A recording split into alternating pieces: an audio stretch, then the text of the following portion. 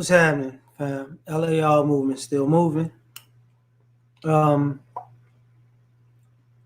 if you come in and you like the video, cool. I'm kind of tired, but I'm gonna get to it. As you can tell by the title, what I see versus what I think.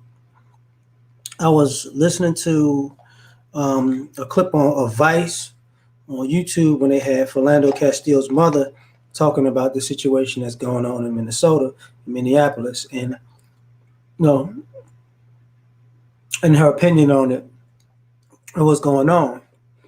And what I started thinking was, I'm looking at other things online, news stories, articles, people posting on social media. What's happening, Ron? Cut to the chase, man. What's popping, man? You know, K-Love, what's going on? Marley, what's popping? And I'm looking at it and I'm thinking to myself, like, what I'm seeing is one thing, and what I'm thinking sometimes is another thing. And I was listening to a little clip of Trina going off on Trick Daddy about the protests and all that. I saw a little thing with Eve. I'm not going to make this about black women or this, that, and the third, because I was watching conservatives, talk about using, I think ABL used it about the older brother that got killed, and now he's like, I don't have no empathy for these riots because this old black man got killed, which is a justifiable thing when I see it, but when what I think about is completely different. Keenan, what's happening? I didn't see that, Cooley.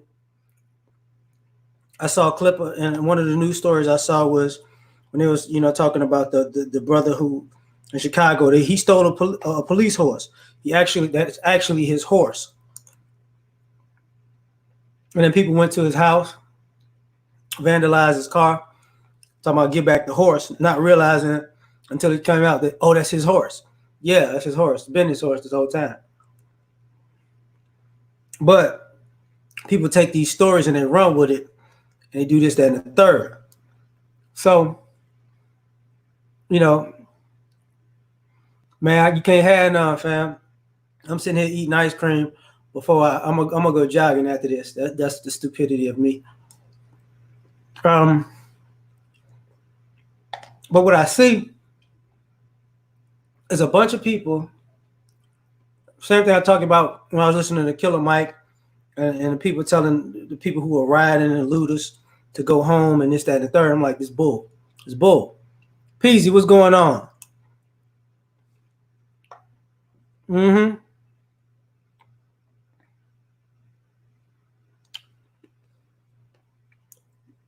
They got 200 people arrested last night. I mean, everybody that at Discovery Green was doing just fine. I mean, I didn't even go. I was running errands. Olga, thanks. I got they talk about the blackout yesterday, which I was a little late to. Thanks, Olga. Appreciate you, fam. And I hope you're doing well. Dion, same to you too. Hope you're doing well too. I hope everybody's doing well.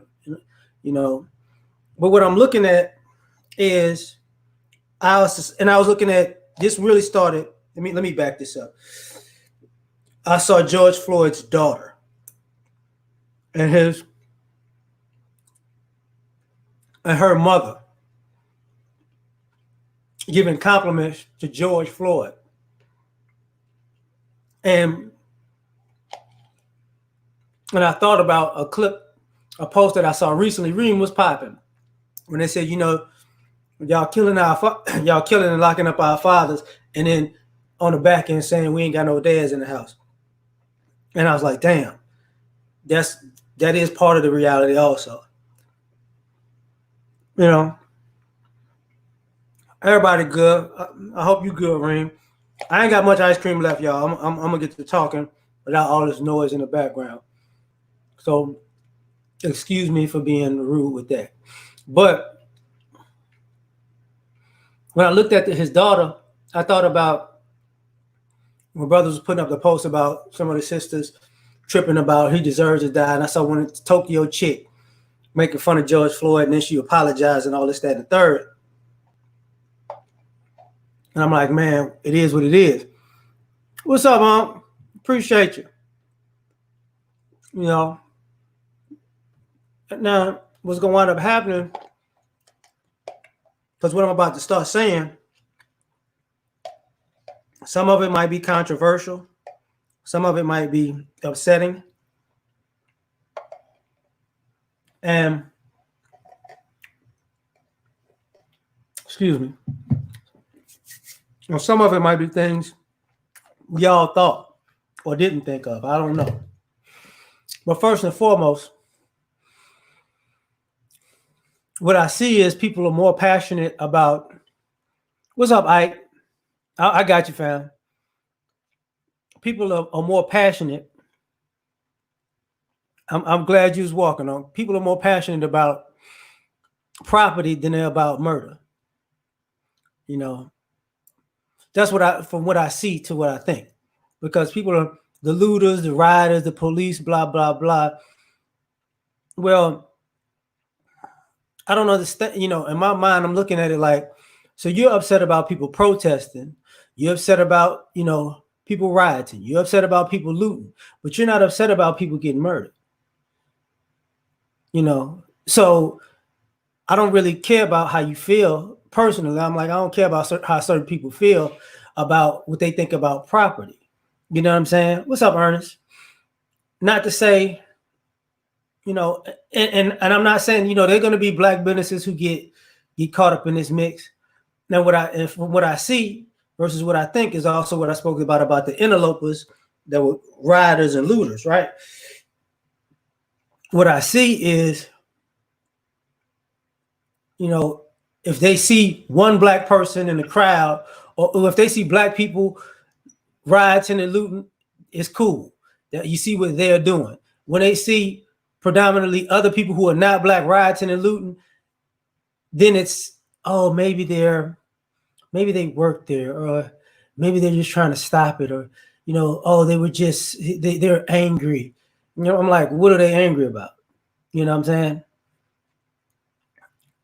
Yeah, and I've been thinking about that too, sometimes to a degree. City, man, what's up with you, dog? How you been? Ryan, what's happening? You're right, Klansmen disguised as cops. David Dorn. Oh man, hold up, man. Let me look this up. Wait a minute. I hope you might be talking about somebody I'm already talking about, for all I know. I'm just off the top of my head right now. But what I'm seeing is people,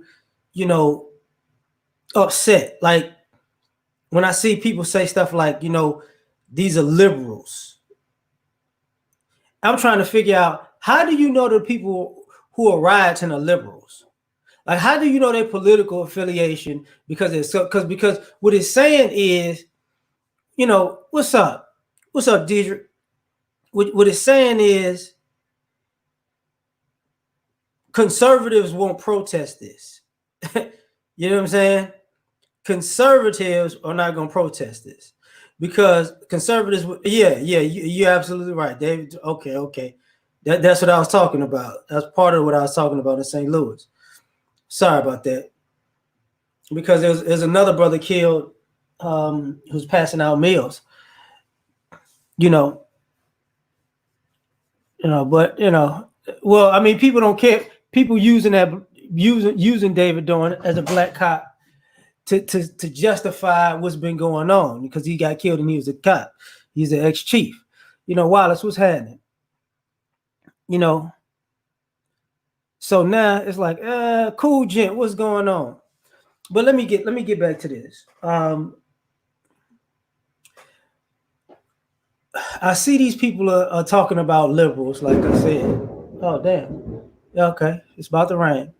They're talking about liberals as if conservatives either agree with what happened, or conservatives wouldn't protest what happened, or conservatives wouldn't riot behind what happened, or conservatives wouldn't loot behind what happened. And I'm thinking to myself, that's bull. That's complete utter BS. Part of the people that people assume who are Marcus, thanks. Yeah, Hey man, well, you know what? Salute to them for that. As a black man, and I've had my talks about our relationships with blacks abroad. Salute to all black people abroad, because the way black people, UK, Africa, New Zealand, how, even people in the way people have been pouring out to do this stuff is dope. Because we don't normally see them being Pan-Africanists in this type of way, and salute to them for that. I'm not even gonna give a backhanded compliment or nothing like that. Forget that.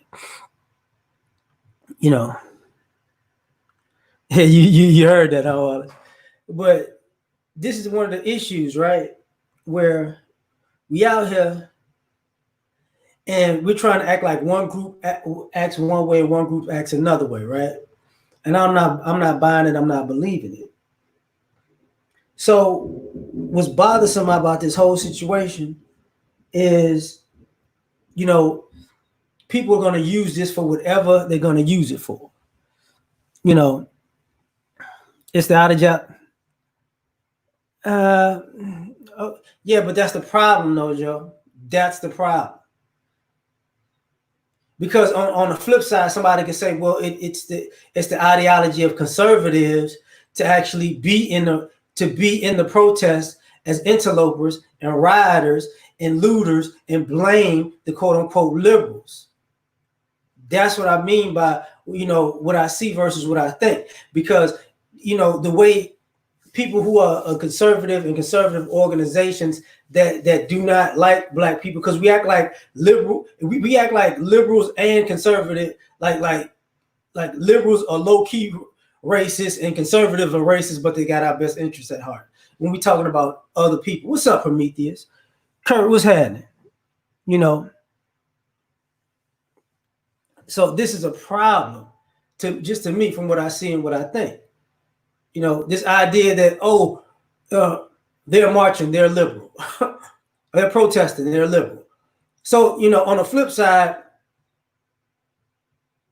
what was the Tea Party was marching because what liberal people don't march with guns. What's up, Faith?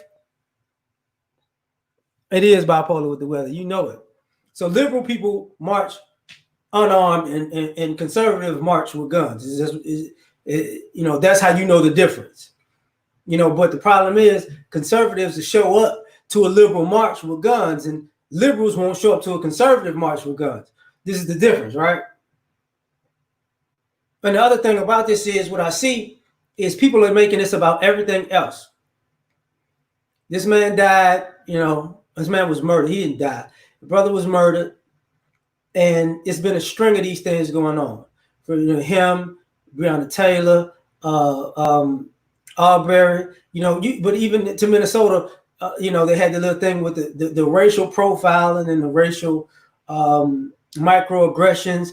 And when I see people online saying, oh, I'm against this racism and that racism, and these people or of these people, and they have racist tendencies or racial or they pick fights with people because of race, or they get over because of race. What I start thinking is you're just trying to, say what's up, try to squelch what you've been doing for a lifetime.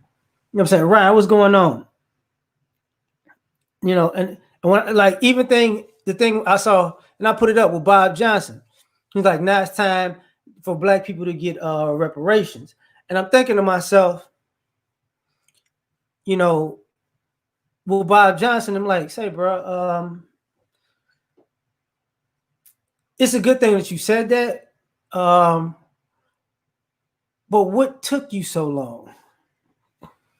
Yeah, racist tendencies, yeah.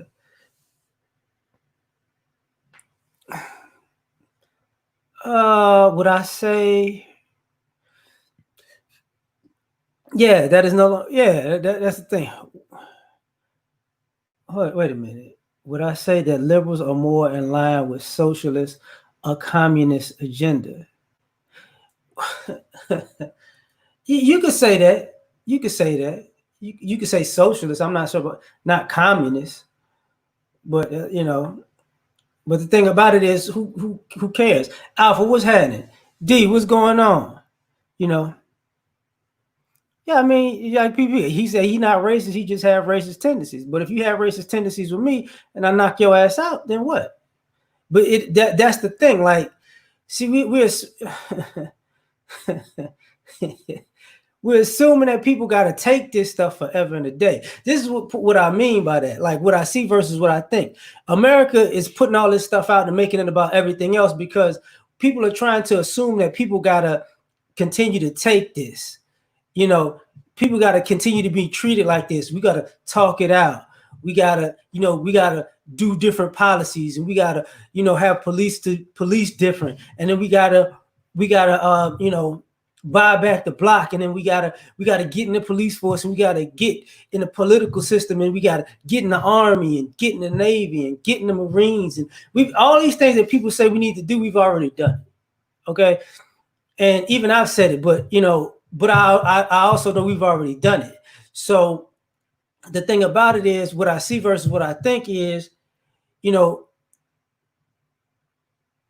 people want to change the subject to continue doing what's been going on, and I don't think it's. I just don't. I think it's at a tipping point where everything is coming to an end. In one way, shape, form, or fashion. It is what it is, and with this country's financial situation, with quote unquote, the COVID thing. With these protests going on, people unemployed and lose their job. And this is another thing. What I see versus what I think is, and I see a lot of non-Black people in these marches, and I see a lot of non-Black people disrespecting this stuff at the same time. So what I think is, you got some people in the group that have good intentions, and you got some people in the group that have bad intentions. And until I start seeing people in their own group attack those people, with the same fervor and protest against those people of their own group with the same fervor, it's a problem. New plague each month. Yeah, I feel you. But this goes on all day. It's we cool, Pete, man. I ain't tripping. I'm just saying, like, I'm so relaxed, but I don't feel good, so I'm gonna just get right at it. All right, man, what's going on?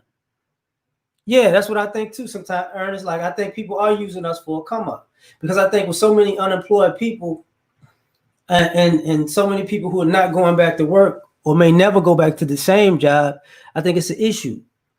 Jamal, what's going on? Super high. He said they feds. I could, everybody ain't feds, but I could see agitators. Social visual, my bad. What's popping? So I'm seeing people do one thing, and I'm seeing people do it, and I'm thinking about it in a different aspect because, and I'm skeptical of everybody's help. What's up, David? That's Devin. I said Devin. I'm bugging David. What's popping? Yeah, and that's what I'm about to get on with whatchamacallit. Because what I see is Black people telling Black people what to chill out doing because it affects them personally, or it affects a friend of theirs that's non-Black. But see, what I don't, and what I think about it is, I don't never hear.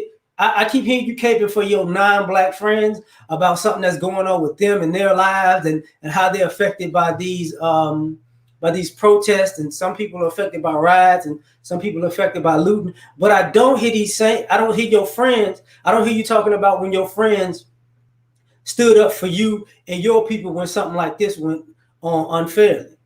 See, I don't hear the people going off, well, my friends is suffering because of blah, blah, blah. I don't hear you telling the story about when stuff like when George Floyd got murdered, that your friend had your back in this situation. Your friend made sure that this didn't happen to you. Your friend made sure this didn't happen to your family. Your friend didn't stand up and say, you know what? I'm not finna let it slide. I see you being racist to my friend. I see you being disparaging to my friend. I see you stereotyping my friend. I don't see that. You know what I'm saying? So this is so I don't all celebrities are jokes. I ain't gonna say all of them, but a lot of them playing. You know what I'm saying? You know, I feel you on that super high, but it is what it is. Shop talk, what's going on? You know, so we having this issue where I'm seeing people do this, do that, do this, do that. And I'm like, same thing I was thinking about when I saw the clip about Eve saying she was having a conversation with her husband about race, and it's difficult. And I'm thinking to myself, like, you've been married to this dude this whole time and y'all ain't really had a conversation about race? They don't say nothing about him. They say something about you. You mean to tell me you've been married this whole time, but this is uncomfortable for you because of what's going on? So this is a problem. This is what I mean by what I see versus what I think. You know what I'm saying?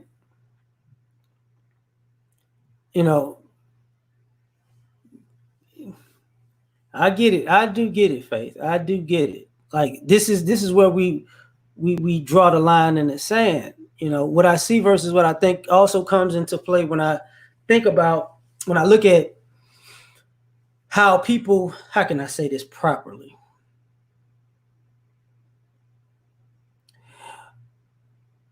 When you're black and they say we got a blackout date, right? We're not going to participate in no businesses on this day. But today you could go spend your money there. So what was the blackout for? Like if you want to black something out, like real talk, do as much shopping with black people on and offline as you can on a regular basis. Money, yeah, I feel you on that. Black out your calendar to say, okay, when I buy clothes, I'm gonna buy it from this person. Because and here's and I'm about to just say something that sucks. I'm just gonna warn you about this. Thanks, Edward. Thanks, Unc. One of the things I do not really like as I watch, what I see is more black celebrities, and you have pictures of them with designer clothes on. So let me get this right. What I see is people concerned about designer clothing while in the middle of which was first a pandemic and now is a protest. But you want to be about black people and blackness, but you still want to have your designer clothes. I got you, David. I'm gonna keep it chill, though. But I got you, fam. Don't I got you. When you see pictures of people with designer gear on, just I'm flexing my designer. What are you doing? You know what I'm saying? What I see is people feel like they're trying to uplift people's spirits who are black celebrities and celebrities in general. And I think to myself, are you really trying to uplift people's spirits? Or are you just trying to use the moment to stay on people's minds? That's what I think, because a lot of people are inconsistent. You know what I'm saying? I could take a person like Killer Mike. Killer Mike been saying and doing the same things for a minute. He's just not as famous as most people. But I'm gonna just be honest. Like when I think about a person like Snoop or T.I., I think about a person who's hopped on every bandwagon they could every time that their celebrity dipped a little bit, and they're activists of convenience. You know what I'm saying? Same thing like with Lil Wayne. Yeah, I'm not saying he's not. I'm just saying he's been consistently doing things. Appreciate you, Tony. He's been consistently. We know where his stance is and what he's been saying, that type of stuff for years. But as other people, I can't rock with it. That's what I meant by like Lil Wayne. Like, hey, Lil Wayne got blonde dreads. We should have understood something was up with him when he started doing that. The skateboarding thing, I don't bother me none. But when you start when you're a black man and you start doing the blonde thing and the blue thing, something's up with you. And what I see is, it's in times like this where people want to know where you stand for your own people under these situations. People are suspect. Like, I'm a boxing fan, right? So I saw that Floyd Mayweather paid for George Floyd's funeral. What I think is, people don't know that he's been paying for people's funerals. So people gonna look at it like Floyd just cooning for the camera. He's just doing this like he always do. And it looks like that because Floyd always, shows out on social media. But he actually does pay for people's funerals. Two things can exist at the same time. But people don't, think about that part. But there are other people that I thought about, like, damn, so let me get this right. You got other celebrities out here who are marching and have a big platform, but they never thought about paying for the funeral. Which, that's why I'm like, And the dude that's not that put up the money that says, look, I'll pay for the funeral. You're not even seeing him out there marching. He like, look, man, I'm gonna handle it this way. I'm gonna handle it this way. I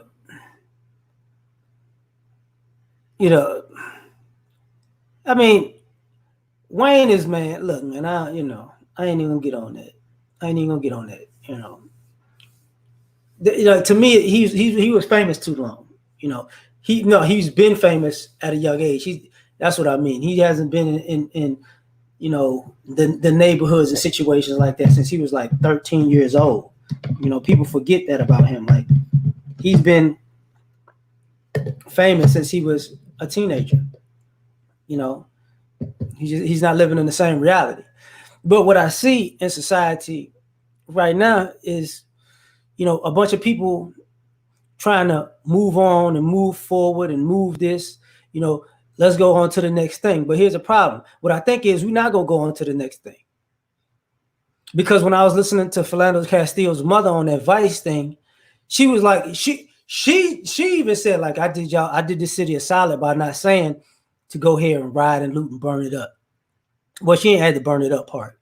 I just put sauce on that. So excuse me for that, saying that. But she was like, she did the city a solid by not,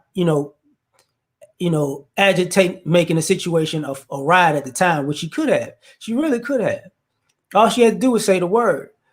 And what I think is, when I see a mother like that, and it's not just because it's a mother, but when I see the parent of somebody who got killed in one of these incidents, and they years later say, you know what, this is what they, forget it. Forget it. What I automatically think is, America just lost one, and a major one.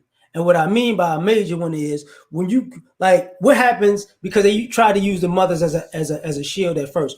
What happens when Trayvon Martin's mother say, you know what, forget it, do whatever y'all want to do? What happens when Tamir Rice's mother if says, do whatever y'all want to do? What happens when Philando Castile's mother already said it. What happened, like, Ahmaud Arbery's mother just jumped out the gate? I want the death penalty. You know what I'm saying? What's happening, what I started to think is, people are done with the kumbaya. It's going to all work out in the end. People not trying to hear that no more. And what I start thinking about that is also that at the end of the day, more so than not, Black people, we're more unified than ever in this sense. We don't trust nobody who ain't Black. And when we watching certain people who want to be Black when it's convenient. And I think that's a good place to start, because we were always so inclusive as a group that, we had love for everybody, but everybody doesn't have love for us like that. What I see versus what I think. When I saw the thing about Roger Goodell in the NFL, and then the people started getting at Roger Goodell, like, seriously? Dude, this is what Kaepernick was kneeling for. You remember y'all had an issue with that. So I don't want to hear your story now. You know what I mean? This is what I mean by what I see versus what I think. Because now, it's like, oh man, these people, It is about time. It is about time. You know, I don't have a problem with celebrities throwing charity fundraisers. The problem I do have with charities and fundraisers is you don't never know if the people got the money. You don't ever know how much of the money these people got. See, that's the issue. Now, for a charity is one thing. I take that back. A charity, you only have to give like 10% of the charity's money to the people that it's intended for. So that's one thing. You know, but the fundraiser, you gotta understand that the fundraiser, you know, you don't have to understand, but at a fundraiser, you might raise some money, but you still might have to pay people to you know, the venue and the food and services, and people might even want to get paid for speaking. That's a shame, but that can happen. Or might want to get paid for entertaining. It's a shame, but that can happen. So then the rest of that money, you know, goes to the people who organize it, and then the person who the fund is for. This is why I'm saying, like, a lot of this stuff has become a hustle in general. That's why I say what I see versus what I think. What I see is the world over is just starting to look at America for what America has always been. And what I think is, as Cooley and David say, it's about time on that too. Like, black people have been saying what America is for hundreds of years. Even Native Americans have been saying what America is for hundreds of years. You know, but the world just didn't want to listen because the world wanted a piece of America. And what I see is America to the world ain't what it's cracked up to be anymore. Western society isn't cracked up with it. Anglo-Saxon ideology is not what it's really cracked up to be anymore because of, you know, because it was effective. You know, what I see is America was cool with all of these issues and all of these problems when it wasn't broke. Antonio, thanks, fam. You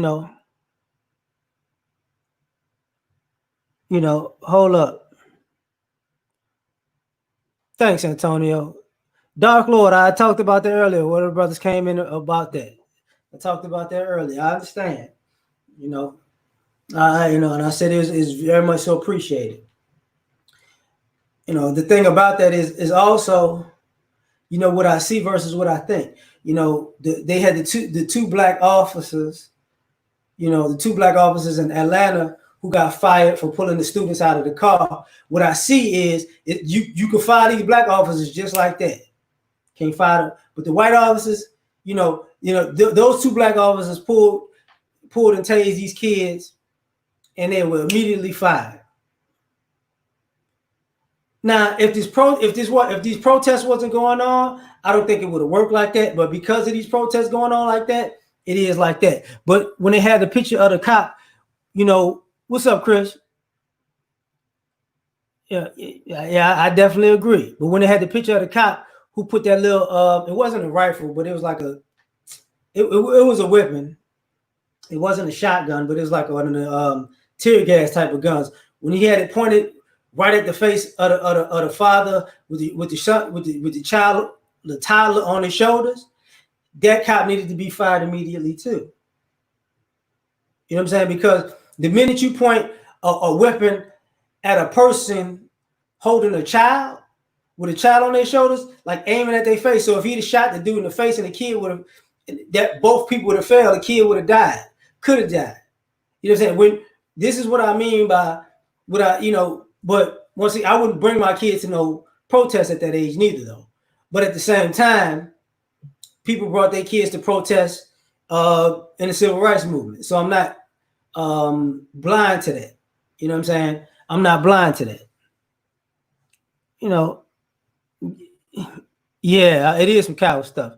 You know, the dollar don't have to collapse, Alexander. This country is broke, beyond broke. So, you know, a business is only as good as its profits. And this business that's called the United States of America it looks like it's not going to be profitable ever again. Now, you know, what I see is the country's broke. What I think is the country's trying to figure out a way to get everybody back rich, to get people rich again. You know, he said, nah, I got you. Yeah, yours in the house. Uh oh. I got you. Oh man, appreciate it. You know, that's one of the issues. Oh, it's all good, Alexander. But you better conveniently right. You are hilarious for that. Oh, but this is what goes on in our society. Where we're playing this game, right? And the game that we're playing is, you know, what I see is we let white people in America take it to the nth degree. When I say white people, I don't mean just white people in America. I'm talking about the UK. I'm talking about Canada. I'm talking about, you know what I'm saying, Australia. I'm talking about all those countries that are now predominantly Caucasian. We let them take things to the umpteenth degree, and we give them a million passes for it. But because the countries are in debt now, it's like you ain't got enough money to buy your way out of these shenanigans. You know, it's all of them. Please have you. I hear your IG, like, you know, it's time to bring up reparations. I mean, we've been talking about reparations in this sector for years and years. Black people, we've been talking about reparations since the civil rights movement. Like, reparations isn't a conversation that we just are starting to have. Reparations is a conversation, you know, that this country is looking at in a negative way. You know, America never wanted to give out reparations, especially to us, to black people in particular. You know what I'm saying? They gave reparations to Italians. They gave reparations to the Japanese. They gave some form of reparations to Native Americans. Not us. They gave reparations to Jewish people in America who were in the Holocaust in Germany recently. You know what I'm saying? So it's, you know, that comes, you know, we know how this country feels about us. So it is what it is. You know, are we gonna bring it up? Yeah, of course we're gonna bring it up. And the same people that are marching, let me just put this out there. The same people that are marching, what's up, low cash? The same people that are marching right now that are on black folks' side, when reparations comes up, watch, they're gonna be at least half of those people, at least half, are gonna be on the opposite side of that coin.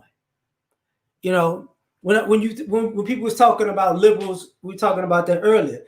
You don't, I'm more so than the celebrities. You know who I don't hear? I don't hear Bernie Sanders. I don't hear Joe Biden. You know what I'm saying? You know, you know what? I don't hear, you know, it's all love, L.A.R. Candy, what's going on?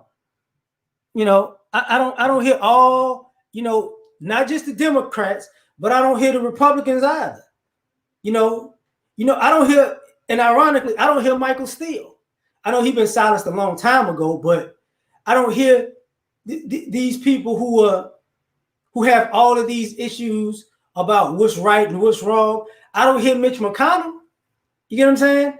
Who was the Nancy Pelosi? I don't hear her. See, these are the issues that come up that hit me. You know, I don't hear quote, and ironically, I don't hear the quote unquote LGBTQ community either. If you notice that, I don't hear these people. You know what I'm saying? I don't hear these people now because when these situations get like this, in my opinion, see, we're not all Americans when stuff like this happens. We're not all people when this stuff happens. And the kicker part about it, and I do got to give a shout out to the people who are protesting abroad outside of this country, because the people abroad outside of this country are saying one thing that I pay attention to. They're talking about black people. See, they're protesting because of what's happening to black people. They're not being intersectional. They're not talking intersectionality and, oh, this happens to me too. No, they're protesting like this what happens to black people. This what happens to black men. And even if I say black men, because this happens to black men far more predominantly than black women. But, not really. Not really. Obama said something on Twitter and somebody got at him about that. You know what I'm saying? This is the type of stuff that goes on. What I see versus what I think.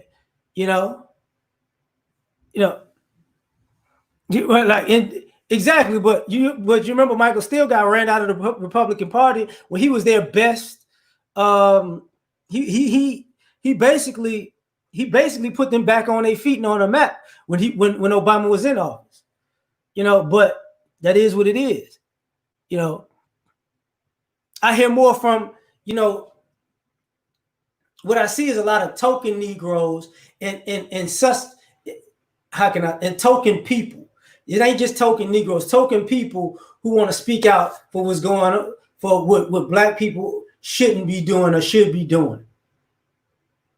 And what I start thinking about this is, and when I say token, what I mean by that is, we'll say people bring out token Negroes, and let me back this up.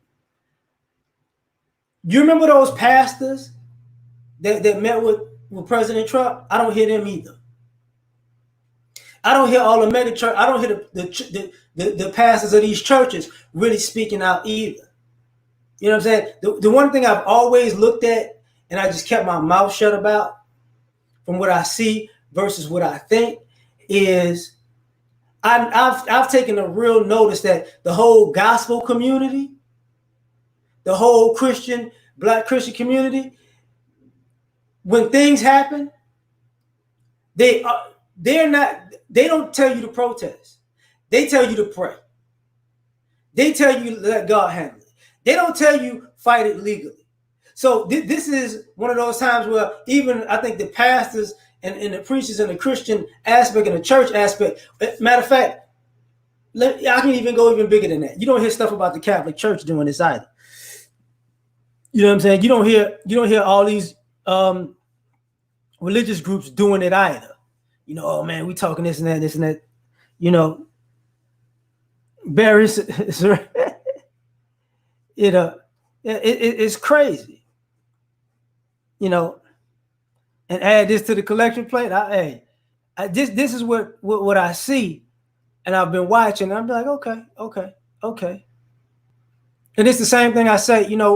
What I see is I saw something that was a clip, like YG gonna come out with a song FTP, F the police, and I'm thinking to myself,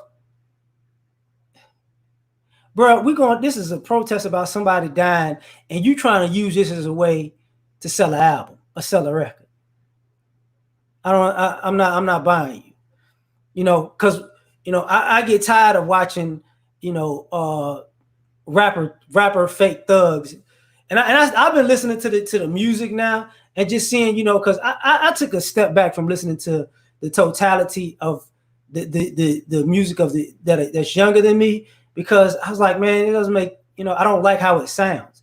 I can't even get to what they're saying because I just don't like how it sounds. They never on beat. You know what I'm saying? President Johnson did that. Interesting. Right. Yeah. That it might come. Mike, my bad. What's going on? The Catholic Church called this a right before the. Oh, hold up. And Iran, I don't know. Yeah, I get that.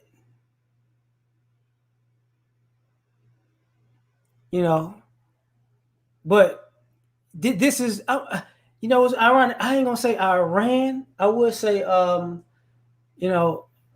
Saudi Arabia probably has a bigger problem with treating us bad like that. Old opportunity. Yeah, they are. No bars. You see that? Let me focus. I'm sorry. I'm looking at the comments and I was gonna respond to y'all, but let me focus real quick. Let me get on my square real quick. This is what I meant earlier because these guys are out here promoting their album, right? You know, they promote anarchy, but they don't want to participate in it. You know what I'm saying? Everybody out here flagging, and repping and everything else in the world, but then you want to come out with an album.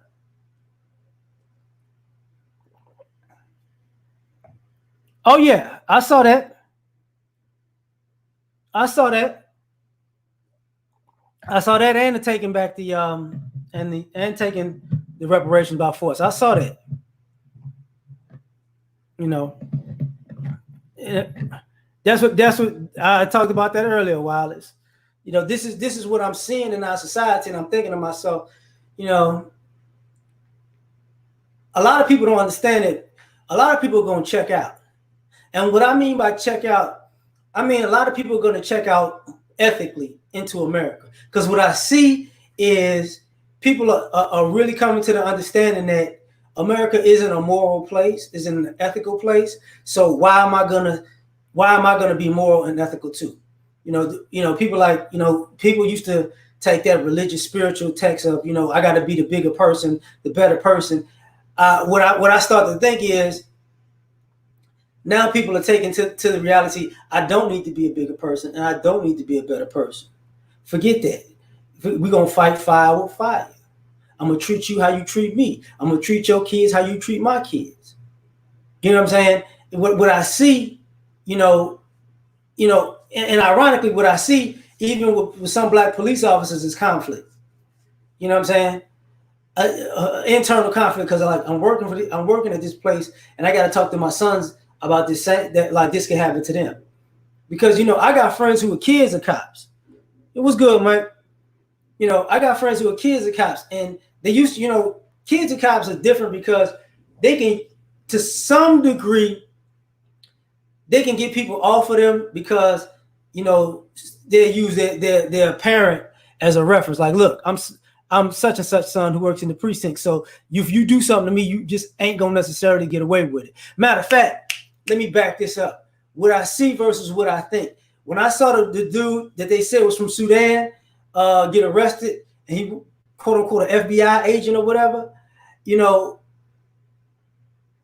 when I saw that, I started thinking, if Africans see that and he's actually Sudanese, and they're like, wait a minute, this is how this starts. Because it doesn't matter. Because when I saw that, it doesn't matter who you are when you black. It don't matter. What's good, Wolf? Tim? Yeah, I mean, they're predominantly the ones looting. Like, when I saw the guy get arrested on CNN Live, I remember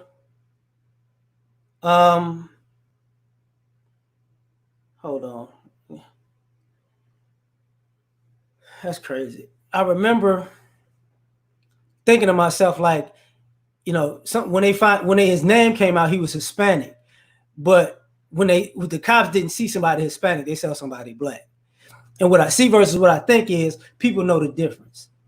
Like, and to this stuff, what I see, I started to see more situations where there are people who was Hispanic, more, Mexican, Honduras, El Salvador, this, that, and the third, right?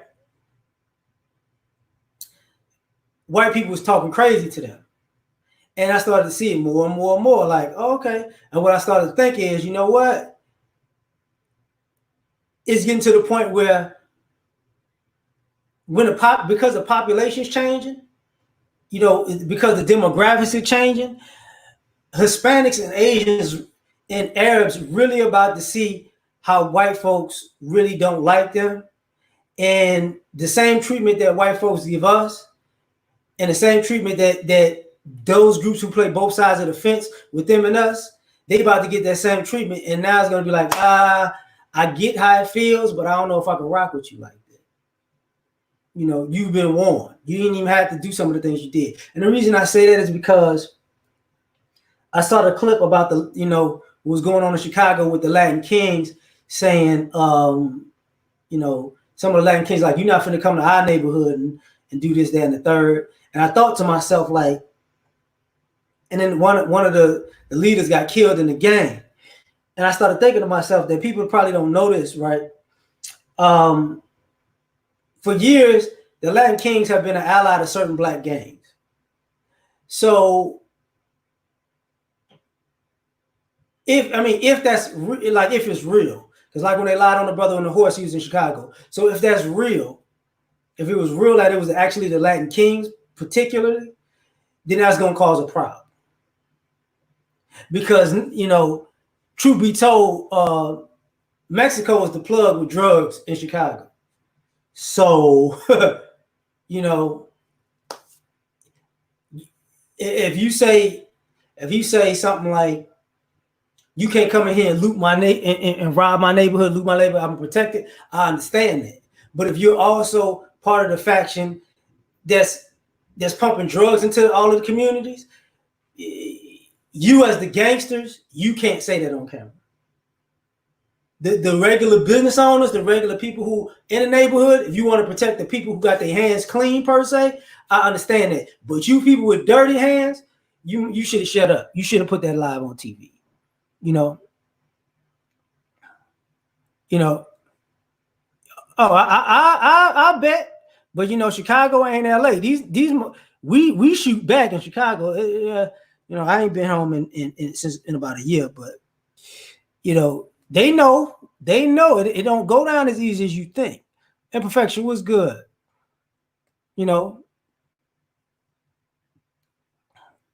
So it is what it is. I feel it's just contradictory, man.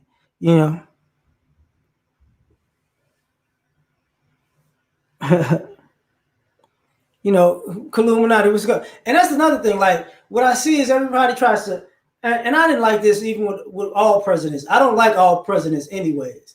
Most times I don't like presidents, to be perfectly honest, but I can rock with certain things they do and certain things I just can't. That's just normal, in my opinion. But what I see is, you can't blame Trump for everything. I'm gonna just be honest. Like, people, like, I like the fact that he in office, because this is what America, it's let it handle itself like it's been handling it. You know what I'm saying? Because I don't like what I think is, I'm not gonna blame the President Trump for how America has always been. I'm not finna just make him the poster child for how America has always been, because it was like that before. BMT, what's going on, man?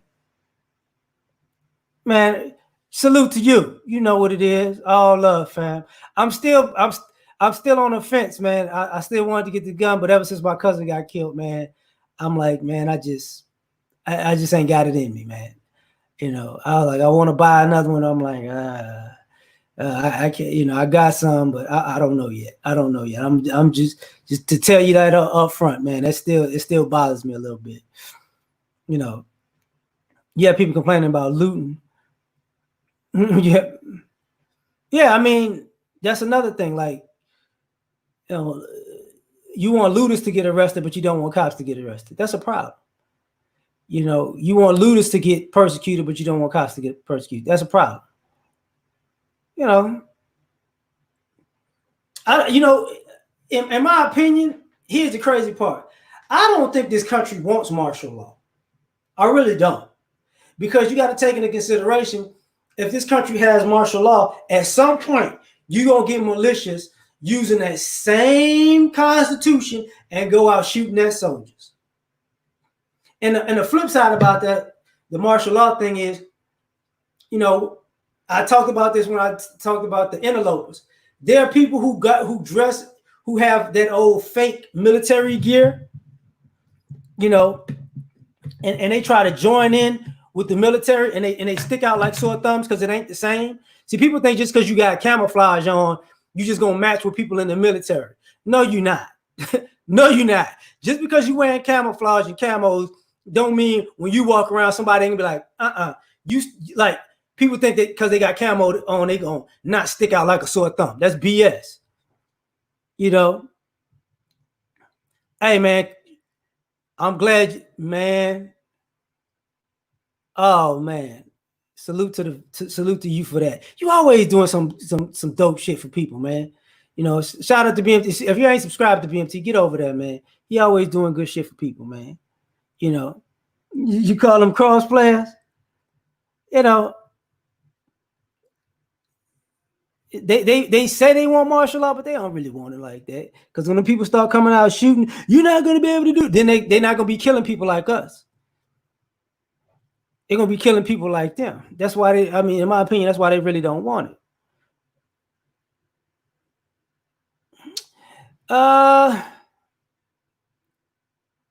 What do I think about the people on the South Side? Man, let me look. Candy, I'm gonna tell you something, right? This is why I had to chill out. This for you. On the South Side, about a week ago, there was a security guard killed at 2 a.m. 2 a.m. He was stabbed by somebody, and this wasn't even a riot or looting. This somebody just causing mayhem, and he killed the security guard. That was one of my best friend's husband. So do I like that stuff? Absolutely not. But the thing about it also, but the thing about it is, I don't trust all the people on the South Side black. Certain areas I know that's black folks. Other areas, because they out there, they doing stuff all the way out in Aurora. I know this for a fact. You know what I'm saying? They out there pulling out stops. When people say, what I see is people, even when I see what I see versus what I think. When I see certain things looted, I know who's doing it. When I see people doing stuff, yeah, I feel you on that, Faith. When I see certain Cleveland, what's up, fam? It's all love. John, what's going on? Yeah, you see that. I don't, Jim. I don't. They just might not want to put a camera in front of Jim Brown face. Yeah, Steve. Yeah, Kanye. Yeah, I don't think they want to put a, Joliet Oak Park. Yeah, they're out in certain areas. See, I know we ain't out in we're black folks tearing up Waukegan. Nah. Oak Park, I could halfway. It's like, yes and no. Because Oak Park, Bellwood, Broadview, Maywood, you know what I'm saying? You could, with Morton or whatever, all that stuff, you can intermingle and intermix in and out of those places. But other areas, not so much. Not so much. Because you're gonna stick out like a sore thumb. Bucket.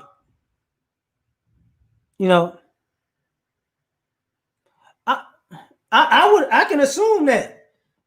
If you're out south, yeah, in certain areas out south, yeah, I can see that. But I'm like, when you seeing people on the news, they're not bringing the news crew out south. they're not bringing the news crew out south or out west. They're bringing it out to the south suburbs, the west up, or the west where it's not cracking like that, or the south where it's not cracking like that. But when I saw them looting places, I'm like, that's spoiled kids. What you got, BMT? Man,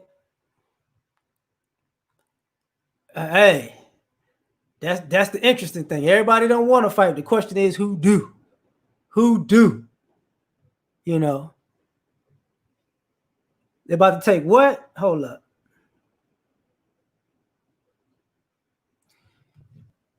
I mean, that might be a good thing. That might be a good thing if they take all the stores out the hood.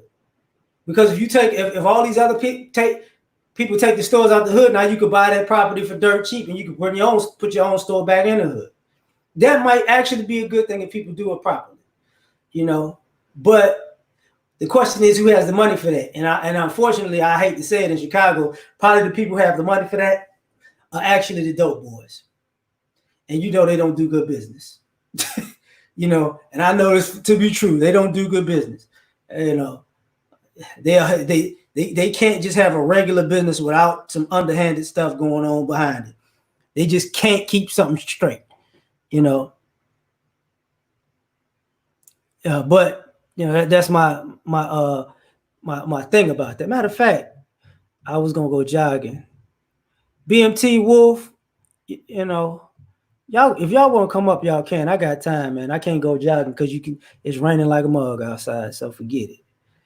You know, even you, got Candy, you too. It don't, it's all love, faith. It don't bother, you know. But that's what goes on in life, where, what I'm seeing. Because when I was listening to the thing with Trina, I'm like, ain't nobody looting and robbing in Florida like that. So what you talking about? When they tore up Catholic kitchens, yeah, I heard about that. But see, I don't trust all that stuff, man. Like, and I hate to say this about certain people, certain black people who are rioting and looting. Those are some of those people are haters that's been in the streets. They just or that don't like certain people, so they just want to do something stupid. It is what it is. But when I see other things going on, I'm like, because when I see they rob Gucci, they rob Louis Vuitton, them either rich kids or spoiled kids or poor kids who want to flex on Instagram. Them ain't adults. When I saw people in Target, I'm thinking to myself, yeah, that's pretty. That's a mixed crowd. That's a family crowd. When I saw a picture of one dude who was actually, I think he was a brother, taking like diapers and what is that? Diapers, car seat, stuff like that. I was like, yeah, you did wrong, but you got a kid. I get it to a degree, but I can't respect it. Now, what I do see, what I haven't seen yet, I don't see nobody trying to rob a gun store. See, that's how I know people ain't serious. You ain't looters and riders. When you know it's about to go around, they gonna loot a gun store. They ain't looting not one gun store, not one. You ain't heard of and you ain't heard of Bass Pro Shops or Dick's Sporting Goods or Academy. No. You ain't hear none of that. You ain't hear a gun range get broken into it. Yeah. But that's the thing. If people really are looking to do something, they're not going out there with that stuff. When people have cameras. Oh yeah, the one other thing I gotta definitely say, what I see versus what I think. I've seen too many black people, my people. What's up, Ms. V? Who are protesting, and you're taking pictures with your mask off, and a group of people with their mask on. If you don't get your dumb self out of here with those shenanigans, don't sit there and you want to take a picture for the gram, you want to take a picture for the news, and you want to take another picture to be seen. And if you're going to take pictures of yourself, why are you posting it on your social media? I don't understand. I don't get that. You know what I'm saying? I really don't get that. They try to check. Okay. I really don't get that. I'm protesting. I'm fighting power. But look, it's me, man. What the hell you got the mask on for? Like, if you're thinking that, the government gonna come get you, even sometimes the people who do the martial law thing, take a, and I've seen, take a book, black people, take a book out of everybody else's book. Take a page out of everybody else's book. You're not seeing all these other groups of people walking around with their mask off. The people who are non-black marching with you, they don't have their mask off.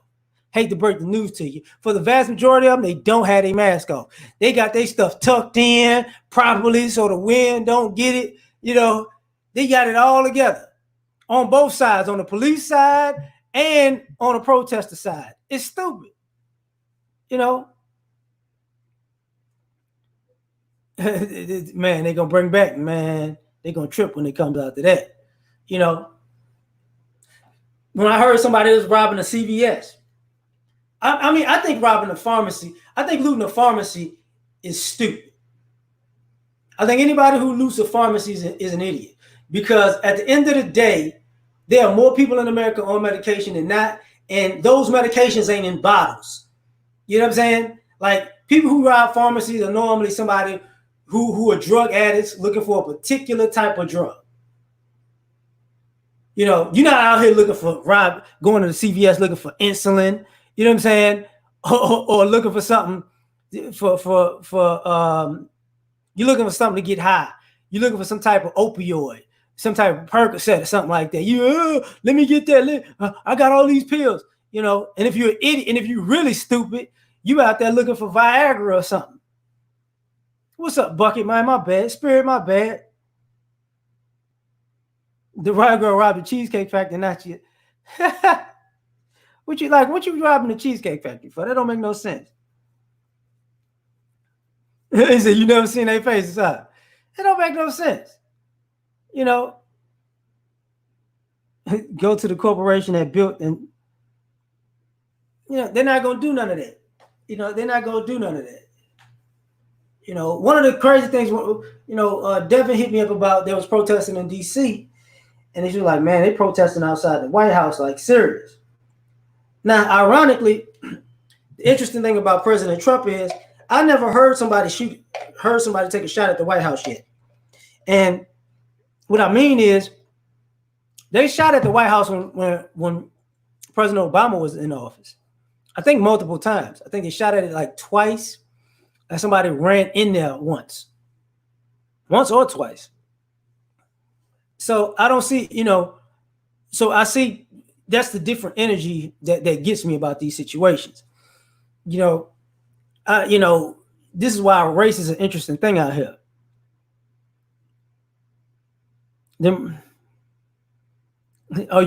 Faith, you gonna get some of them brown rolls on layaway, girl? Girl, I heard you rob Cheesecake Factory. You got some of them brown rolls on you? I'm trying to figure out what the hell you gonna get out of Cheesecake Factory that's so important. You know, people are weirdos. You know, not what I'm about to say ain't for all the people looting stores. You know, yeah, I guess y'all ain't got to get toilet paper no more, huh? You know, I was getting all that toilet paper 2 months ago. Now you just taking lamps and stuff like that. It don't make no sense. You know, and the irony of all this other thing is, what I've seen bothered me on this note. I've seen people put black businesses up. You know, I've seen that on this a black business, that's a black business. What I think is most people are not going to support these black businesses after this is over. Yeah, I got you, Lowcast. I'll put it in the chat, fam. You got it. I had put it in there earlier, but hold up. I'm going to do it right now. You know, so what I've seen over the time is, because I frequently go to black businesses before this, and I've gone to black businesses during this, and I'm gonna continue to go black business after this. What kills me about this, like, are you gonna support these people? Because even if you get on Instagram, there are a lot of black clothing designers that you can wear. There are a lot of black watch designers. There are a lot of black girls who got hold on imperfection. You know, there are a lot of women's things that are going on. Can you hear me? Yes, I can hear you just fine, sir. Okay. How you doing? I'm doing just fine, sir. I'm in the process of becoming a business owner in trucking. I got a lot of schooling to do. I got to do freight broker training. So the only thing I need to do is file my BMC 84 and OC3 or OC1. I have the documentation, but I'm trying to hold off on that because that BMC3 is going to cost me about $9,000 to get a $75,000 bond. So, how much? Okay. How much time you got to you can to do it? I got to the end of the year because I got my UCR, so I'm gonna have to probably give them the money so I can get that 75K bond so I can get things done. So, okay. All right. So you feel like you gonna be on you on track. I am on track, yes. But the thing is, I don't know if my own people are going to support a black business, like you were saying and stating earlier. And I don't understand why a lot of our people are supporting all these other businesses, but they're not supporting the black-owned business. You know, that's the interesting thing that gets me, because some I can tell you some people don't know it, but at the same time, some people. How can I put this? Say, okay, I'm in Houston, right? If you're black and you go to predominantly black businesses, restaurants, bars, sports bars, you're gonna run into other black people who have black businesses.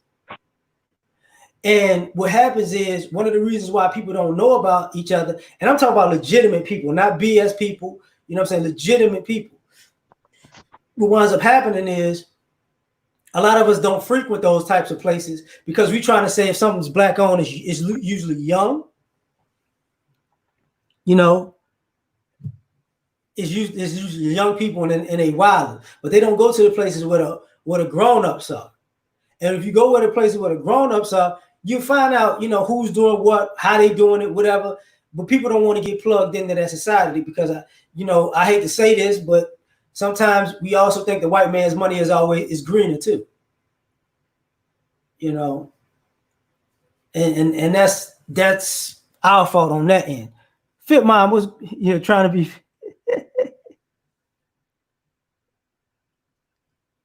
if I leather cute, but you got it. Imperfection, you there? And low cast, if you there somewhere?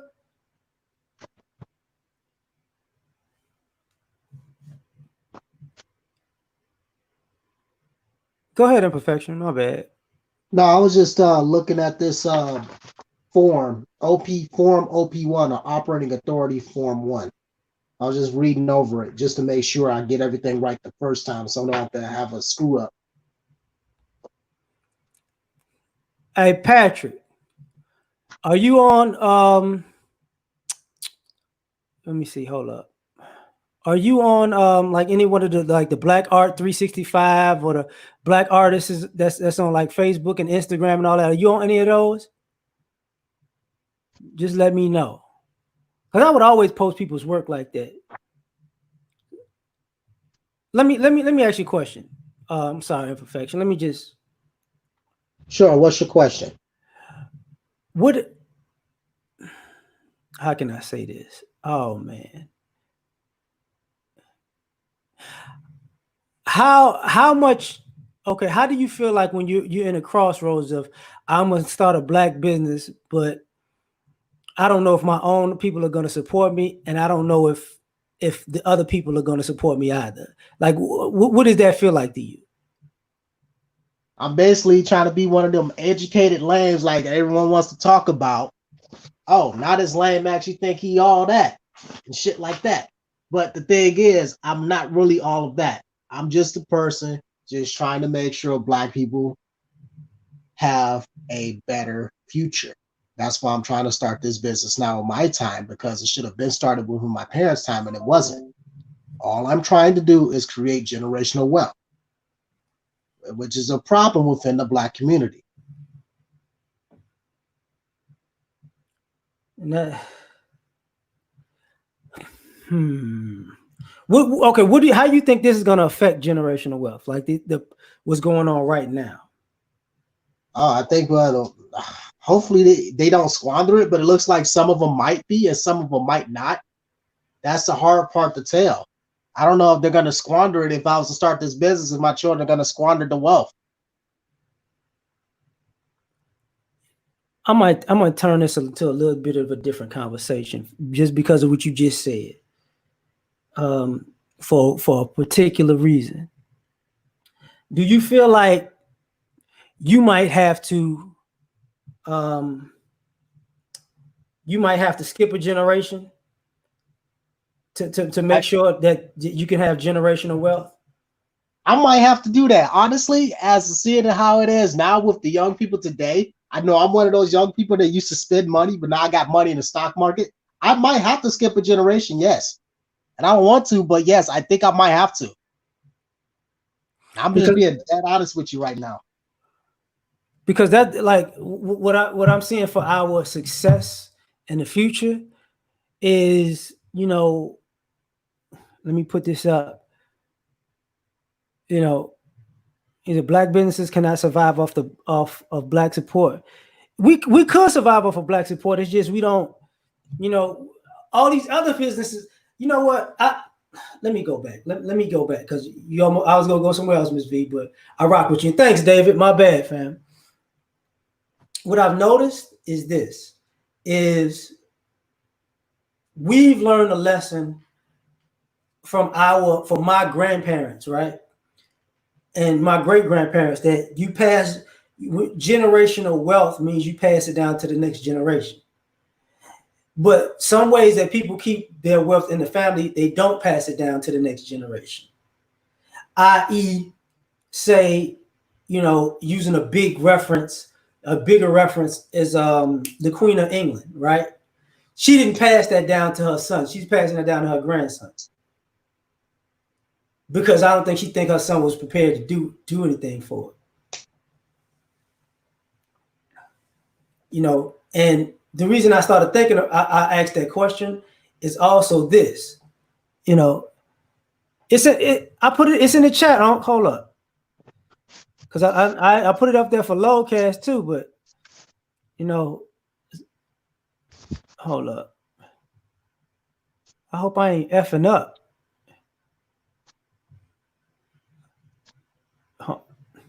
Yeah, man, it's giving me a hard time. Okay, sorry about that. But like, if you have a house, right? If you have a house or a farm or a business, and I've seen this from time and time again, even with other groups, not just white people. And you tell the kids to be something better than me, right? Then the kids want to go into a completely different avenue, a completely different business, but they let the business or the land or the farm or the house, they let it go to the wayside. So how can we, so to keep our wealth flowing, we're gonna have to actually skip some people. It might be your own kids. You might have to skip your kid for your grandkid. You know what I'm saying? You might have to, if you die, you got siblings, you might have to say, okay, this person gets some money, this person gets the money, and this because this person can't be trusted with money.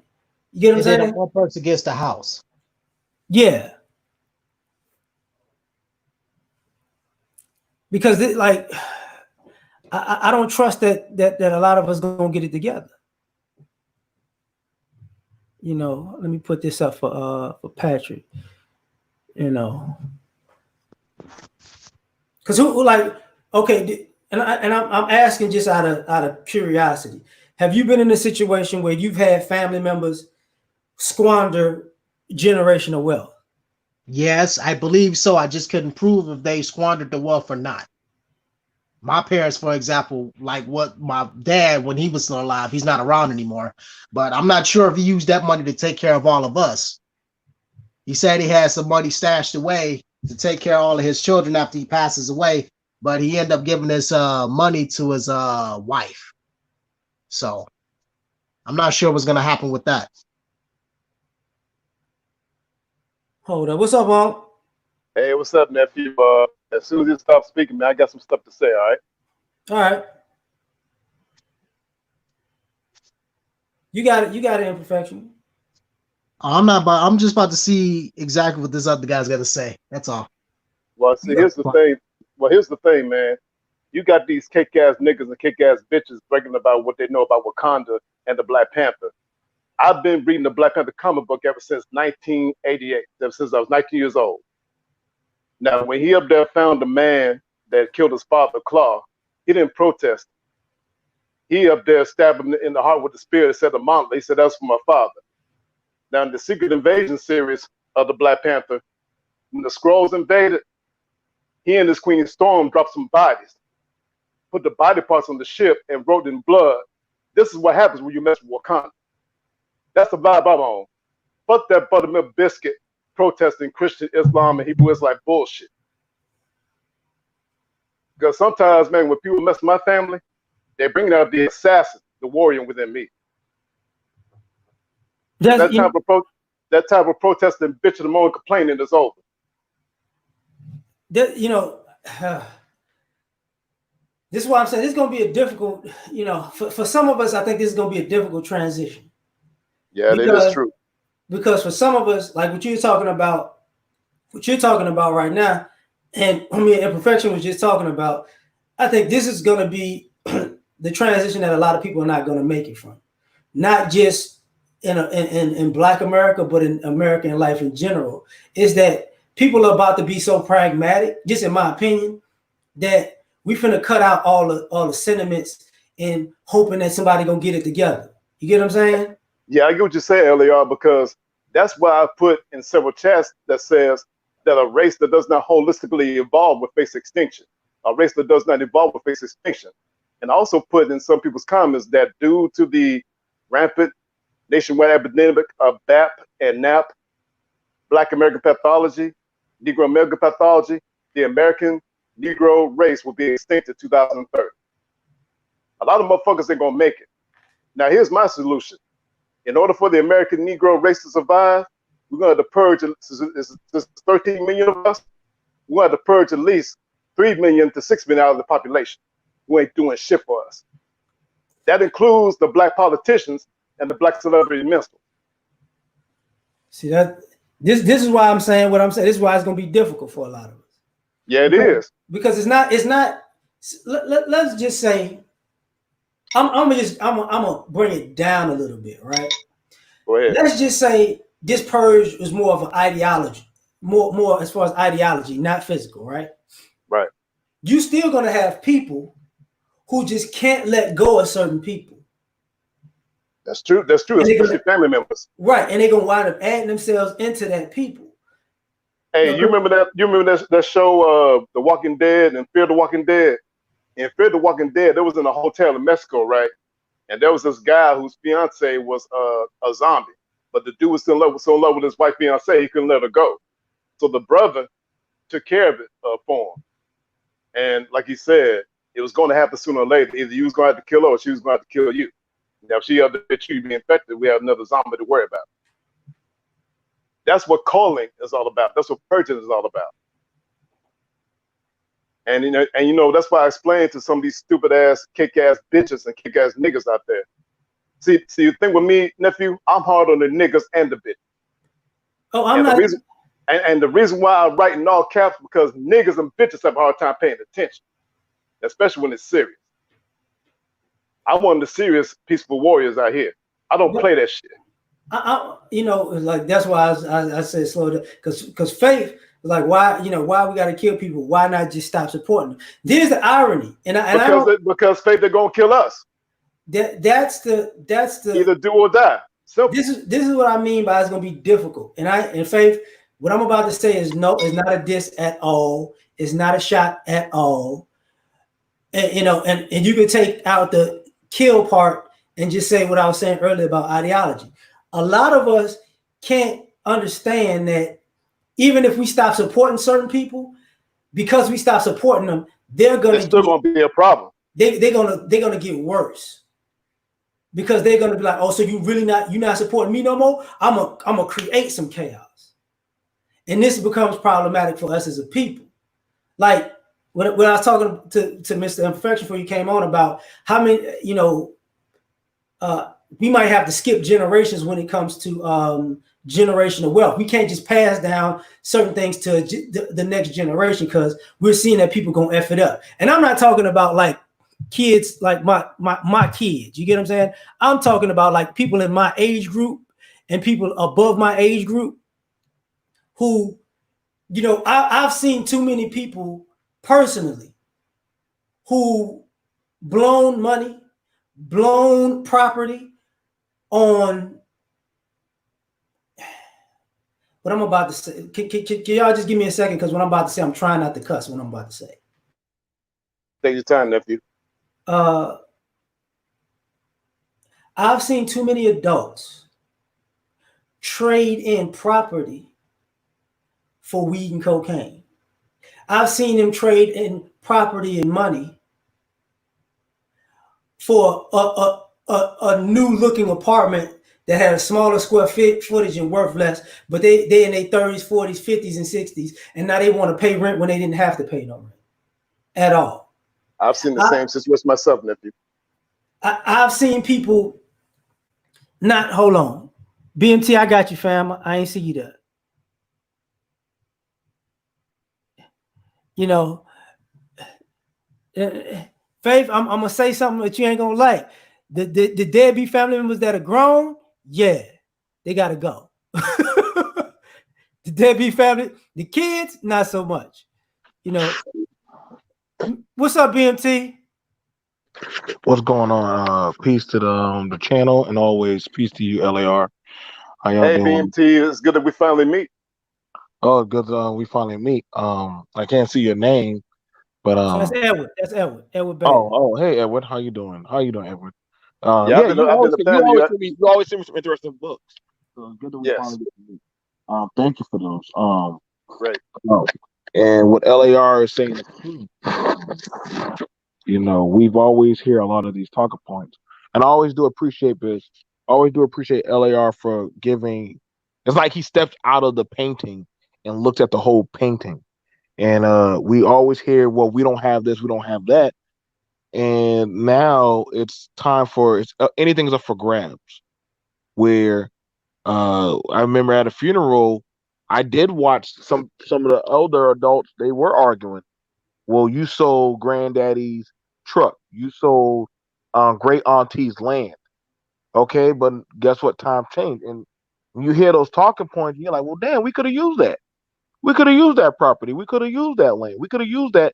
If you weren't going to use it, then hey, then leave it alone. And we could have put a trailer down. You know what I'm saying? Stuff like this. Sometimes we don't want to say it, but everything ain't that white man that did us wrong. Everybody, we gotta sometimes start. And I'm not trying to throw the stuff at ourselves, but I'm like, you know what? For example, the Blue A right there in America. What? Blue A. Right. Um, and so it's now coming to a time where two things will happen. One, it will be an accountability call, and I'm prepared for that. You know, I've even gotten a letter from the county that hey, if any business owners get caught in such and such protests or riots, we could face some fines. I understand what could happen.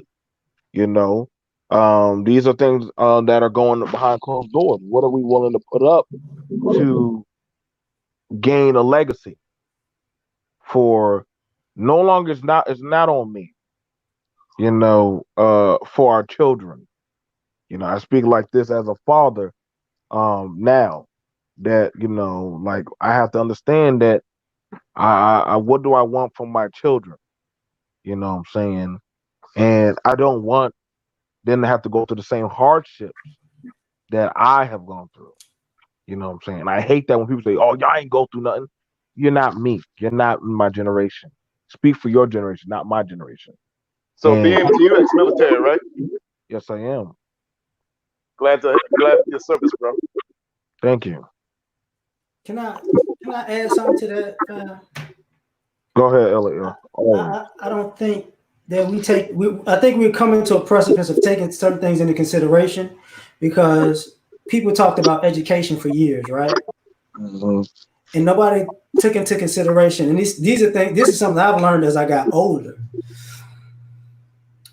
If you got a way to generate income, you have, your education is a bonus.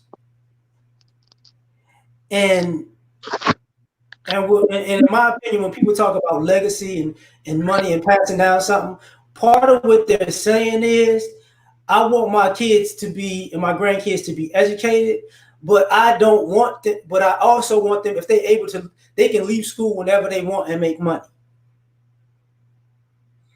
And that's where we're at a crossroads because we went so far down the education route that we skipped the, practical ways to make money route. And I think that's where we messed up a lot because, a person with a business is probably going to make more money than a person with a degree, for the most part. And you see the people who make money who have degrees and masters and PhDs, if they create a firm or a business, it's in the field that they got their degree in. The vast majority of us in America, we don't work in the same field that we got a degree in, if we got a degree at all. And I know back in the day, like 80% of America used to be in the rural part of the country, the rural part of America as a country. But now it's like 80 to 90% are in the city. So to be perfectly honest, we probably are better off going further out in the country nowadays and creating and buying some type of land for the same amount of money you would probably buy a car from. Because in certain places you get an acre, 2, 3, 4, 5 acres, depending on where you're talking, for $20,000 to $50,000. And it don't seem like a lot to you, but it can be. And if you buy land in the right place or the right, even on the outskirts of towns, what's going to wind up happening is at some point, if they build over there and you didn't build over there, they're going to come to you for that land, and you could, and they got to pay you a premium, and you can take that money to put it in something else. I don't have a problem with business, but I have a problem with us not understanding what to do, because I've learned too many times that some of us have given up a house or given up a business for nothing. We bought trinkets with that money. Mm-hmm. Hey, L.A.R., have you heard of this book by Robert Kiyosaki called Rich Dad Poor Dad? I read it as a teenager. And you remember one of the rules where you work to learn, not work for money, and that the rich mind their own business? And that's the thing. That's the thing that's wrong with us as our people. Niggas and bitches don't know how to mind their own goddamn business. Yeah. I mean, niggas and bitches want to jump into LGBTQ shit or save the whale shit or save a so-called Hollywood star from heart attack surgery bills and shit, instead of worrying about American Negro stuff and American black shit. That's what some people. That's what some people come in with a book. I say, hey, nigga, bitch, get the fuck up out of here with that shit. I think one of the biggest issues that we're going to be seeing, because regardless of everything, 2020 has been quite a turbulent year, and we are going through a fluctuation of the whole world. I would say this is the there's nothing new under the sun. So this will be the civil rights movement. If they had the first one, this will be the second one going on. But this time, it's not just the blacks in this one. It's not just the blacks in this one. This is now it's a fair game of everybody's jumping in, because Winner takes all, right? It's going to be a winner takes all. So it's kind of like, okay, it's no longer. But back then, it was the blacks that had something that, okay, we need to get this out here. Now it's where, listen, let's all get on this one, because now everybody is jumping into the melting pot.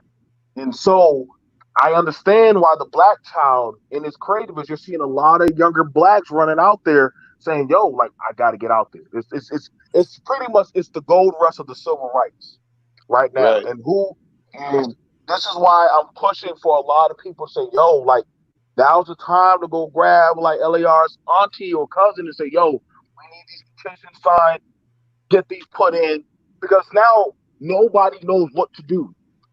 And we're not looking for no civil rights leader. We're not looking for no rapper. We're not looking for nobody of anything. We're looking for the common sense algorithm of how to fix some of these said issues.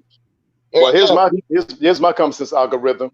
Well, go ahead. Well, here's my common. Oh, go ahead, sir. Go ahead. My bad. Well, the thing about it is, I've heard that, and it's come up on the panel a few times. Sovereignty. Now, let's be for real. Black Americans don't want to admit to it, or black people don't want to admit to it, but you are some of the most patriotic participants in the American system, if there are none. You are definitely the biggest participants when it comes to capitalism. We have been since 1776. It's what we know. I know we like to pretend like we don't like the American system, but it's one of the biggest things that we know because it's what we've been grown up into. Like it's like Tupac said, "America, I'm your child." So I am a product of what you made me. So the fact that you can't tell me that it's been fair because I know that the system doesn't play fair. It's never going to play fair.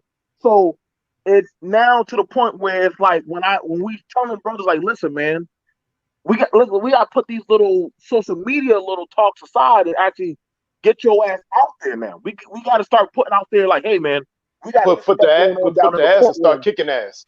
Hold Right, on. and I mean, so we have brothers out there that are going out there and they're putting out their stuff, just like the women. And if we don't start standing for something, then that means whoever finishes out this year, they will get to call the shots.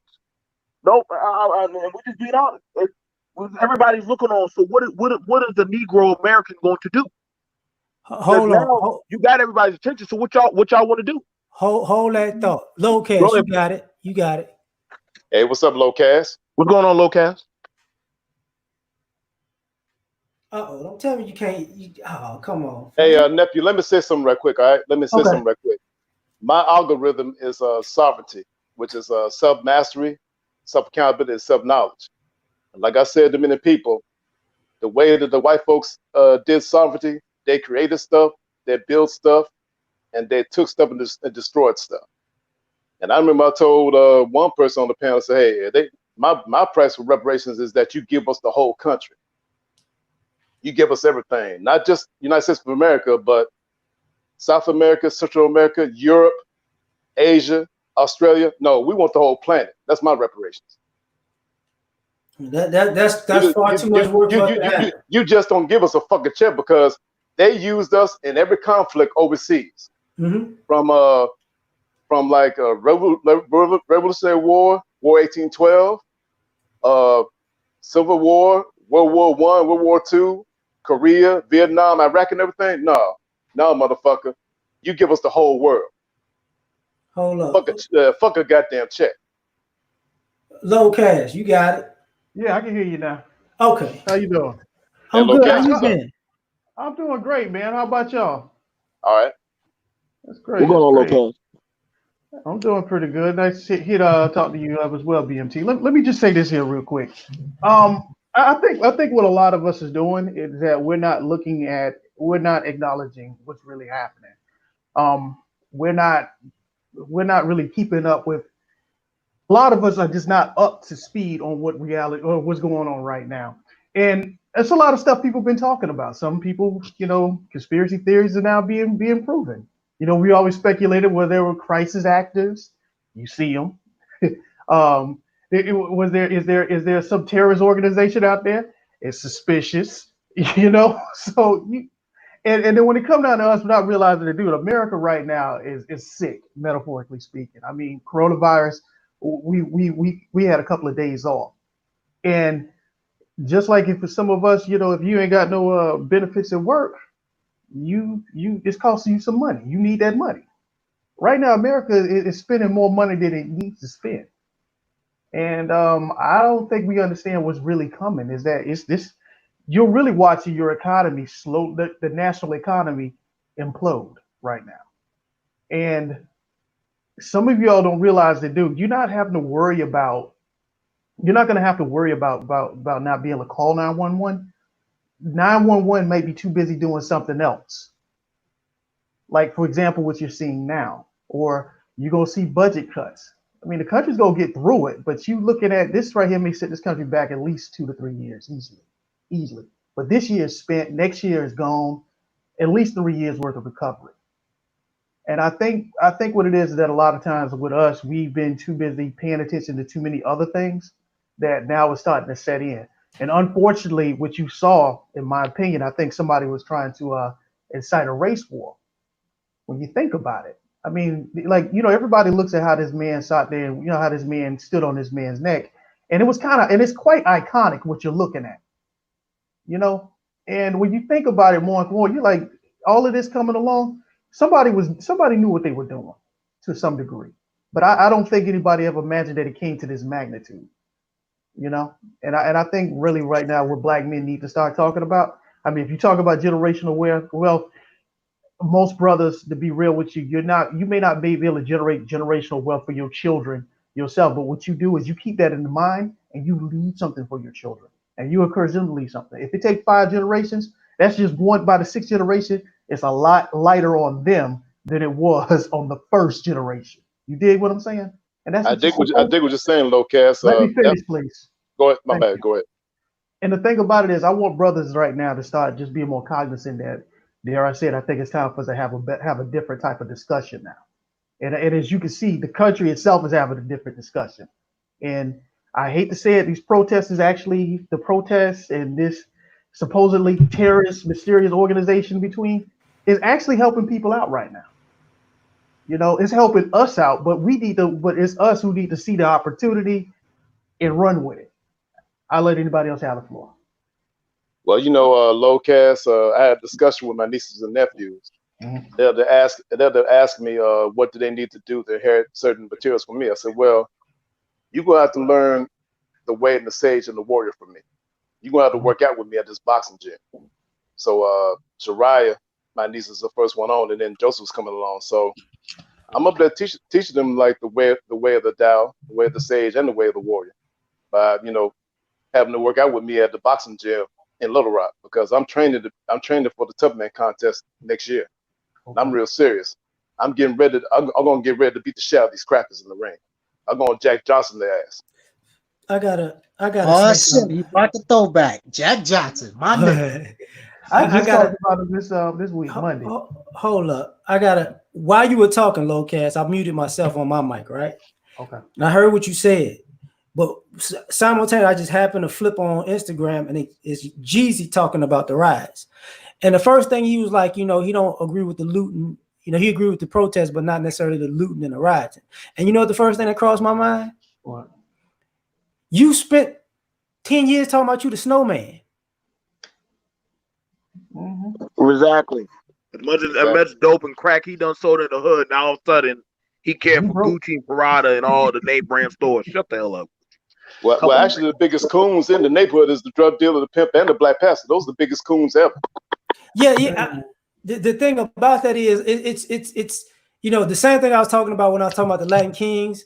Telling people don't come in the neighborhood even though they part of the cartel is pumping the dopes in all the neighborhood. That's the same hypocrisy as a problem.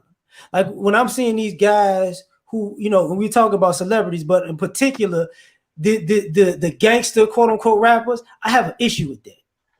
I have a big issue with that because you want to just sit here and act like even if Jay-Z do it, I'm like, yeah, shut up. Cause see, you can't on one end say you rich from the dope game, knowing everything that the dope game brought, and then turn around, oh man, you shouldn't burn this down and burn that. Dog, you aren't y'all the same people that said y'all was burning down the block back in the day?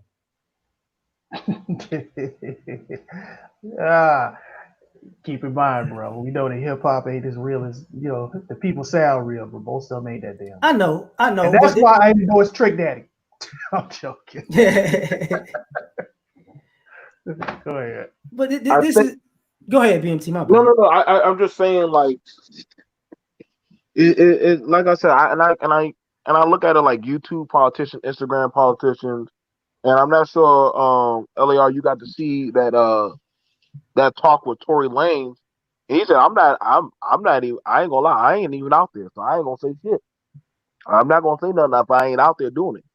And I felt like, yo, he's actually just being honest. He said, why are you hearing these people? They're talking about, because the damn mayor of Atlanta, she threw goddamn T.I. and Killer Mike under the bus. She threw their asses on the bus. She said, I don't own that part of Atlanta. Killer Mike and T.I. do. They own those businesses. The same business y'all tearing up, that's T.I. and Killer Mike's business. I'm like, oh yeah, go tear that shit up. Go ahead. This is how they got it like that. That's called insurance. She said, but the thing about it is, we don't want people to get hurt. Nobody wants nobody to get hurt. But we understand that we don't own shit. We like we think we do. You really don't. But they had no problem shutting Now, if you really owned your business like you thought you owned your business, then how did they have that authority to shut you down like that? I'm just saying that and I mean, I'm part of that number two. I mean, if you want to open up that unlock that door, they shut you down real quick. So when we think we're in control like that, that just shows you that there's somebody with a higher key, and that's a problem that we have going on. So the fairness is definitely been brought out of range. Do we have black gatekeepers? But now we're seeing BET saying Trump and Joe Biden need to come on BET and talk to black people. Stop. Y'all stop. BET You stopped don't being even black need to share. so many years ago. They stopped fucking with us so long ago. So we got to be honest, man. Like, this is not something that literally is a social media thing. We need to actually have. I want to actually start seeing us actually start pulling up people that we're hiring to actually go and push petitions for changing of laws, where we have community councils. We start rearranging the funding for the schools, healthcare. That's the stuff that really y'all want to chill out. Let's start talking about some rearranging of these funds and start reappropriating them where they should go. Talk to us about putting in some trade school. It amazed us if y'all and nobody ever questioned it. How the fuck did they pull out $23 trillion out of thin air? I thought we were broke. Where we get the Exactly. 23 trillion? Well, actually, brother, they got that from the International Monetary Fund from Switzerland. That's how they did it. Okay, so guess what? So, Switzerland. but that But was amazing. see, L.A.R. I had to talk with Super Sly about this. You know that red number you see on your birth certificate, and that Yeah. red number you see on the back of your Social Security card. Those are numbers to certain accounts at Switzerland, where they used to make money off of us through the IMF and the Lords of London, the Bank of America, and all that. So whenever they had a problem with certain monies, they would go to the Switzerland bankers connected to the 13 families and all that. That's how they got the money, and that's why Switzerland's not been invaded by any country, because they're watchdogs of the United States of America, the biggest dog on the planet. Thanks for the info. Did not know that. So every time they had a hard time putting out money out of the national budget or local budget, they would go to that IMF in Switzerland, and probably also the other part in Belgium, and the beaches in the Lords of London and London, UK, because that movie Goldeneye, that dude wanted to use that laser to take out the bank in London because he knew that's where all the monies were going through. And Goldeneye starring Pierce Bronson and Sean Bean. Now, let me back up for a minute when you're talking about BET. Now, here's the irony. So Bob Johnson is the one who said we should get $14 trillion in reparations recently, right? Bob Johnson is also friends with Donald Trump. Uh-oh. Hell no. Bob Johnson's also boule as well. I guess he ain't gonna be allowed to Thursday's dinner. No, I'm just saying, like, so let me play devil's advocate. It ain't really devil's advocate, but we always say we want the people in the system to fight against the system. So there is a black man in a position that is actually friends with the president, who's actually a billionaire. He's in that club, right? Yeah. So he can have that conversation with the president. The question is this, though. He's probably gonna get a no, and he knows it, right? After he gets this no, or possibly gets this no, probably, then what he gonna do? Because he's already sold his business. Now, Bob Johnson, if people don't know this, he got out of BET, but he got heavy in the hotels. Yes, he did. So whether you know it or not, he probably got, he probably couldn't get the small business thing, because the hotels he got into, that ain't a small business. But the irony of it is what? Hey, nephew, excuse me, man. I got to go and take care of something right quick and get out of the house. But I'll holler at you later, man. It's been a great panel. I got to get up out of here. Peace. Take care of yourself, Always. Yeah, Edward. Like that's a good. That you brought up a good storing position, because I think, I mean, we had it with Kanye, and Kanye said, "Why don't y'all come up here to the White House with me?" We didn't do that, and now Kanye's a billionaire. We now have with Bob Johnson, and you bring up a striking thing. Sometimes you got to take what you got and use it in the position that it's in, and that's why I keep saying, like, start writing up some paperwork, man. Like, start writing up some paperwork. Say, hey, y'all, we did give you this paperwork. I mean, one of the big issues, and I've had this said talk with white people. They keep thinking that we just want to check and spend it and bling it out like the Dave Chappelle skit and shit. And that's not true. I mean, I don't know. I wish we could stop that bad negative uh skit in our mind that everybody gonna buy mountains of cigarettes and shit and all that dumb stuff. Um, I'm like, yo, what if we could take that money and flip and say, hey, you give us the $1 trillion grants and programs for us to have our own transportation, trade schools in our schools. Let us do our own thing, and we will send those type of people that we produce to work with the. Because that's how America works. They're not going to give you something unless they can receive something. They gave the Native Americans reparations because they're getting money off the casino. They gave other people money, like the Chinese and Japanese, because they're getting money back from them. So honestly, it's going to come down to a deal. If I give you this money, what return on investment am I going to get out of you blacks? That's honestly what it's going to come down. I know we don't want to hear that, but that's just the way of the world. Nobody's going to give you that type of money unless they're thinking they're going to get something back out of you. That's just being fair of how they think. You know, and that's no disrespect, but if I know that I'm investing, let's say I'm investing in Locast to say, hey, I'm gonna give you $100,000 to open up an electrician school, but what I'll do is your top 10%, they'll come and work at my business throughout the summer, and also they can get hired full time if they finish out the apprenticeship. I'm paying Locast to produce electricians. He's he's getting the money. The funds are coming through. We're sending him top grade equipment, and he's sending me people that can keep it going, so that way I can keep sending him money. Does that make sense to you guys? What I'm saying about how it's going to play out, if any way, how they're going to try to make the deal work, and that's honestly the best said way. If it came down to child support, we need to have men that are need to start advocating that, hey, y'all, unless most of y'all like talking about child support, y'all need to start drawing up and drafting up some goddamn paper. Change.org. It's a real website. You can go sign up, get petition signed, put that out there. Go get out said laws that y'all want to get seen and send them out there. But the thing about it is, when it comes down to doing paperwork, nobody wants to be that said person that is behind the scenes that nobody knows about. Everybody wants to be seen in the spotlight. That's not what it means when you're in a movement.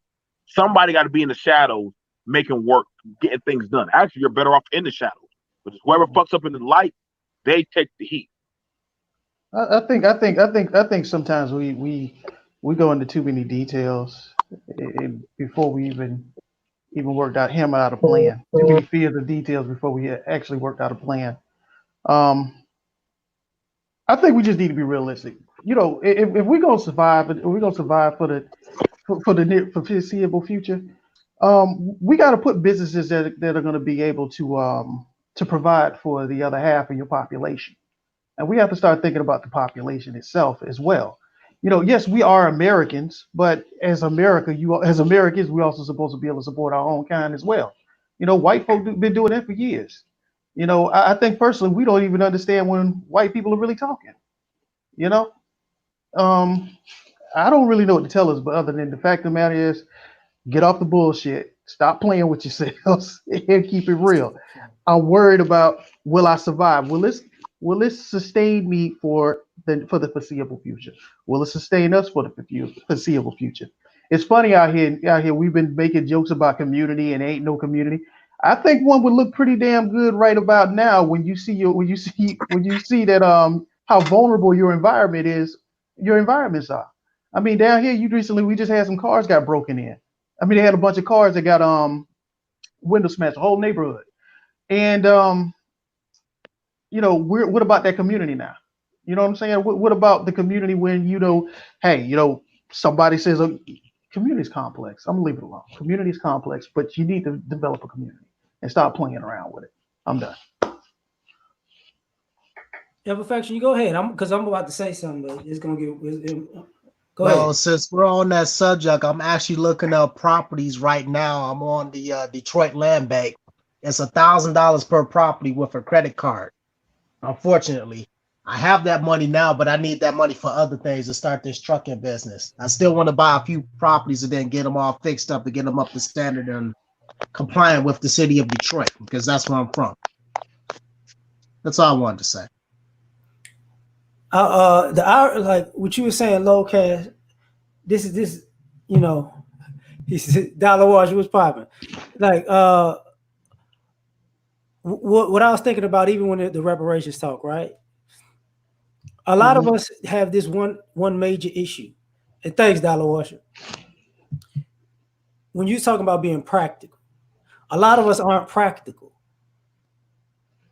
A lot of us can't, and I'm not just talking about black people. I'm just saying Americans aren't practical. We're not pragmatic. And the problem comes when you got people who always want to do something to show the most. You know what I'm saying? Like, how can I say this? I'm trying. I think I know what you're saying. Yeah. Is that basically we always trying to outdo each other, trying to outshine one another? Just basically try to stand out, have some type of attention to you. Is that what you point out? To our own detriment. Yeah. Because if you don't have a mortgage, or if you got different streams of income coming in from multiple places, you're doing okay. You know what I'm saying? And a lot of us don't take into consideration that, I'm looking at the protests, I'm looking at the people, and I'm thinking to myself, and I'm thinking about it. What BMT said, and perfection, what you said, and it keeps dawning on me that a lot of us, and I can include myself, a lot of us who don't have a business acumen. We just want money. We don't do spreadsheet well. We don't even when you talk about investment, people want to invest, but they want to get enough money to spend on this thing. Like we're not looking at it as a long-term prospect. Because other groups of people, how they do business, they make products for cheap. One of the things that we're not doing as a people, outside of food, we make food, but we don't make other products outside of that on a mass way. And a lot of us are not taking that into consideration. We're not going into businesses. A lot of us, and if you don't mind me saying this, a lot of us say we have a passion, but we actually don't follow it. Oh my gosh, that is so doggone true. I got a passion for this, but you're really not going all in with your passion, like you say it's your passion. Right. You're not willing to put your money where your mouth is on your passion. You know what I'm saying? So, even when it comes to things like life investment, and we can't, our passion is to stunt on people with the American dream. Our passion ain't to live the dream. It's just to front on a dream. And I'm like, oh man, how we gonna do this? Like I'm a firm believer in, I can give solutions, I can give people plans, and I can do my own solution, be my own solution, and be my own plan. And I hate to say this, but I'm not gonna say it, us as black people. Other people don't tell us they plan, so why tell them out? Let me tell you, I live basically in I'm trying to find a polite way of saying this, Latin America, USA, which is, I'm in Florida. And Miami is ran by them, period. They didn't always run that. When I was growing up, they didn't run it. But now they own it. And the question is how do they do it? And I was like, if you ever watch the news, sometimes you have to kind of question how stuff really, when you hear some of the crazy stuff that happens to the news or the strange stuff, you got to sometimes ask yourself, how is that possible? But to get back to the frame of the question is that we may have the ambition, I mean the desire to have money and have these things, but we don't have the ability to produce the things, to produce so we can produce the ideal, this ideal thing that we want, because we don't have the skill set. And I've said this before. If you listen to LAR, y'all know this. Listen to everybody who talks on these panels. I got education. I'm doing this. I'm doing that. I'm this. I'm this type of person. But if you ever realize, I've always said this before. I've said this many times. Most of them have a bare minimum job. They have no real skill set other than maybe write a couple of things down or be in the room with other people. But they're not the engineering minds or even being trained to be those engineering minds. You have to go to white folk for that. And I've said this before. Black folk, kind of, it's really everybody. When you're dealing with any class of people, they're not gonna any class of people who got some sense. They're not just gonna let anybody in to see how they produce stuff, how things are really thought up, or how things are created. Sometimes you realize they do. Like Lexus, I'll make you laugh. Some of these car shops, some of these car industries, and you see like how all the people who come around that look at the cars and they show you all the people who sell you the car, they show you the promotion for the car. Do you know how many people it might take? You know how many people really sit in the room, they engineer that vehicle? Probably 5 people with the That's door closed. that's the you know what? This is the elephant in the room. Just for my people, us black people. I've had to learn this numerous times. We can do everything everybody else can do. It's just we got to be hands on. It's not as hard as we think. Yeah, you gotta have to learn it. It's not as hard as you think. No matter what the skill is, you can do it. Like BMT, I see you. I saw you unmute. Go for it, man. I think, and what y'all talking about is building. It's a practice that doesn't get practiced enough. And we talked about this on the Hour of Power. And but everybody has blah blah blah blah blah to say. And I'm like, so let's stop talking about the riot and let's start talking about the building. Because it's gonna come to that. And and how the brother said like putting down $1,000. And we like right now, in my area, um, they're looking at closing down the school. And a lot of people are like, oh God, what are we gonna do? I said, well, you knew this was gonna come sooner or later. Let's go rent out one of the buildings and hire a teacher to teach certain said 1 through 3rd grade. Let's go ahead and hire them. It'd be our own private school. We can get the paperwork pushed through. I mean, now homeschool's now more open more than ever, so we can hire somebody. But see, in saying that, I started hearing the naysaying like, "Oh, we can't do that. Like, what are we gonna do? This and that." I said, "Whoa, whoa, whoa, whoa, whoa! Y'all were talking about sovereignty. Y'all were saying y'all wanted to be on your own. So now, when it comes time to actually leave and take your Barbie doll, your He-Man doll, and leave outside of Mama's house, now you're afraid to do that." Hey, son. So because now that would mean you have to be accountable. So should you win or should you fail, it's all on you. Ain't no white Jesus coming to save you at this point. And so this is where you start seeing. This is why I call it the YouTube politicians versus the actual doers. I'm And gonna there are use going that to be some name. people who want YouTube to be like, politicians. you know what? I'm actually going to go out there. Should I succeed or should I fail? I'm going to try. Versus those who got all the set answers, like the wizard, but you never see them come from behind the curtain. And so this is what's going to happen, fam. I'm telling y'all brothers right now and the people listening that you're going to have the people who going to say, you know what? I had this $1,100 stacked up to go on a vacation. However, I can make some said move. I just did a video congratulating a young brother who got a job working at Walmart. I said, "Dude, how'd you pull that off? I thought you got home playing PlayStation." He said, "Well, they got all these job openings, so I just went out there for 2 days and applied." He had a lot of answers back. They are hiring in places. You just got to go out there and work. And him and his sister, she got a job at Subway. He got a job. Now, granted, I know some people. Oh, that's just. But this is their first time getting jobs, and they're going out there and they're applying. And I said, "We're gonna do that money." He said, "Well, I got some plans I want to do to make some stuff happen." People are either you're going to have to drive now more than ever, and you got to have the tenacity in these said conditions. Only the strong are going to start thriving. Let's just be honest. And everybody ain't going to make it out of Egypt. Everybody ain't promised to make it out of the wilderness, and damn sure everybody ain't going to get to walk into the promised land. Not even Moses himself got to walk into the promised land.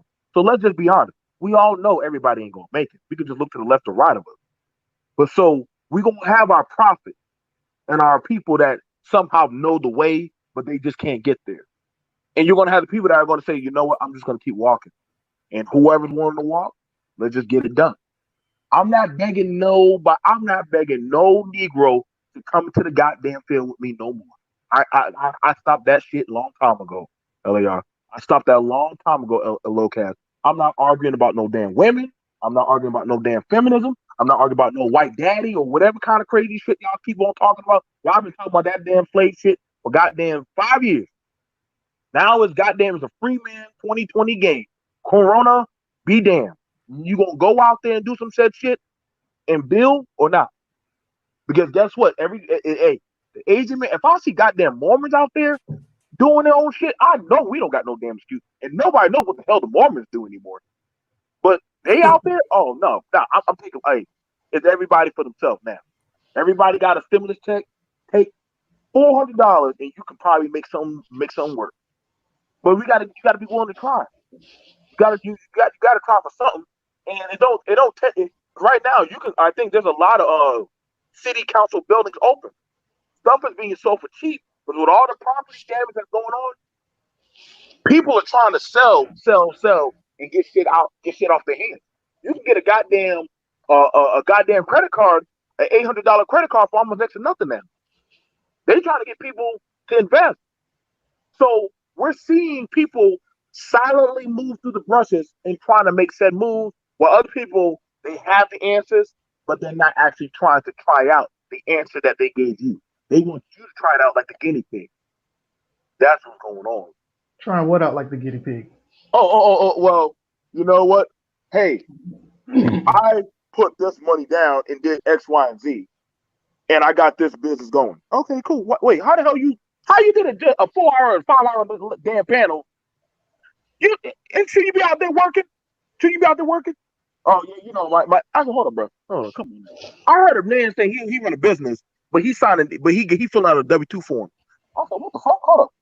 Business owners don't fill out no W-2 form. What? Wait, hold up. I ain't say no name. I just said, bro, you do know we don't fill out W-2. We don't fill out W-2 forms.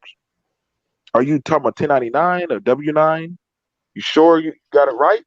No, man. I'm going to submit my W-2 form. Okay. I mean, if you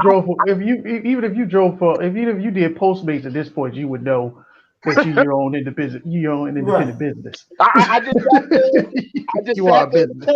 Just wave my hand and just say, hey, I guess we'll all get this someday. But the thing about it is, listen, y'all. Everybody got to just try. You lose nothing if you try. Honestly, right now, white man don't even know what the fuck he doing anymore. He hoping that somebody will provide a set answer. Somehow, hold up, BMT, hold up. Say that one more time. White man don't even know what's going on. I watched the thing going on at the press conference. They hoping that somebody will provide a said answer. So what that means is anything, and I kid you not, anything is up for grabs now. Because if we really wanted, I'm sorry, man. I thought this thing tripping. Go ahead, man. I apologize. No. It's fine. And then I wouldn't speak on nothing that I'm not watching before my eyes. So that's why I'm pushing people to say, hey, let's go out. The promised land is yours if you're willing to put something down on it. Like the brother said, he's going out there for interpretation. But he wouldn't know if he don't try. So there are people going out there silently moving, but they're not going to beg Brother L.A.R. or Low-Cast to get on board or Mr. Imperfection. We're not going to beg people anymore. It's either, hey, man, I'm going to do this. Do you have $200 to put down? And let's see what's going to happen. Nah, man, I ain't know, man. Like shit, everything going on. See, once you start backing away, I'm not going to try to pull you back into the table. I'm not going to try to pull you back to the table. You said your piece. Wish me the best of luck, and I'm going to go out there. We at this day and time, man. We don't have time to keep on trying to put everybody on board, and that's why you think you see so many goddamn immigrants out there fighting for civil rights now, protesting and shit, because they want a piece of the pie too. Everybody wants their film time. So when they come over here, they're going to, I promise you, this next election, I swear on everything, you're going to see some crazy roller coaster turn of everybody and their grandma that's going to want a piece of the pie. But they're going to say, whoever has the best deal that can get this country back on track, yo, take, drive. Go ahead and But drive. here's the thing about it. See, this is the part why I tell folk, while a lot of people think Trump is a racist. I see it. Let me finish. Let me see it. I see what it is. See, he is a businessman, but he thinks like a gangster, which kind of tells you what his real dealings have always been. I mean, look how his family is structured, and how he works. He put all his children to work. I mean, my grandfather did that type of stuff. God rest his soul. But the thing is that I recognize some of what he does. And the thing about it is that I think the part where we can come into play is understanding that America right now needs to solve its race problem. Well, And go ahead. I'm sorry, Lopez. Go ahead. And what I think has really been fueling it, all the promotion of racism. Every time you look around, there's something that agitates somebody. You know what I mean? Like you look at photos nowadays, you see the black woman with the white man. You see the mixing part, but then you see where's the black man's promotion. And then you think about it, you realize that black men got to promote their own stuff. I mean, if you really want to piss white men off, show them old Shaft posters. Those old posters are like of those exploitation films back in the day. And you see the sisters be like in a submissive form and stuff. You want to agitate them? Replace all them black women with white women, and take that same image. It'll piss them off.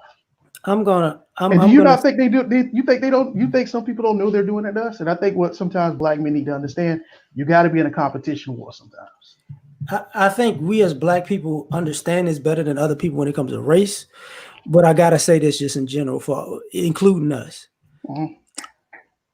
Do I think Trump is racist at times? Yeah, but I'm not. But he's a white dude in America who's in his 60s. Why would I think otherwise? You know what I'm saying? I think, to be perfectly honest, people talk. I think Bernie Sanders racist too. So I don't think Trump's a racist. I think he's a bigot. Well, I'm gonna say what I'm just keep it as honest as possible. He off the chain, that's for sure. Yeah. But the irony about all this racial stuff is, if you sit back and you take your race out of it, and using him as a beacon or whatever, as a lighthouse for it, he could say something and it affects one race. He'll say something about Hispanics, and we'd be like, "I told you," but he coming for us at some point, right? He could say something about us, and then he could say something about Arabs, or whatever you want to call them, Muslims, and then he could say something about whites that'll be complimentary. What keeps going on is everybody's getting caught up in everything that's being said every time he says it, and not getting caught up in the fact, well, because he's not pointing at you, you're not paying attention to what this country is doing to either better itself or throw somebody else under the bus. Because people are using race as a shield to say, oh, like when they was doing immigration, he attacking the immigrants. Yeah, but you still not paying attention to the economy. It's xenophobia. Okay, but you still not paying attention to this, because at the end of the day, everybody keeps looking at racism, but not looking at, okay, I can play that game. You get what I'm saying? Like it's four of us on the panel. I could play that game, and it's very simple. Lopez, I could disrespect you, right?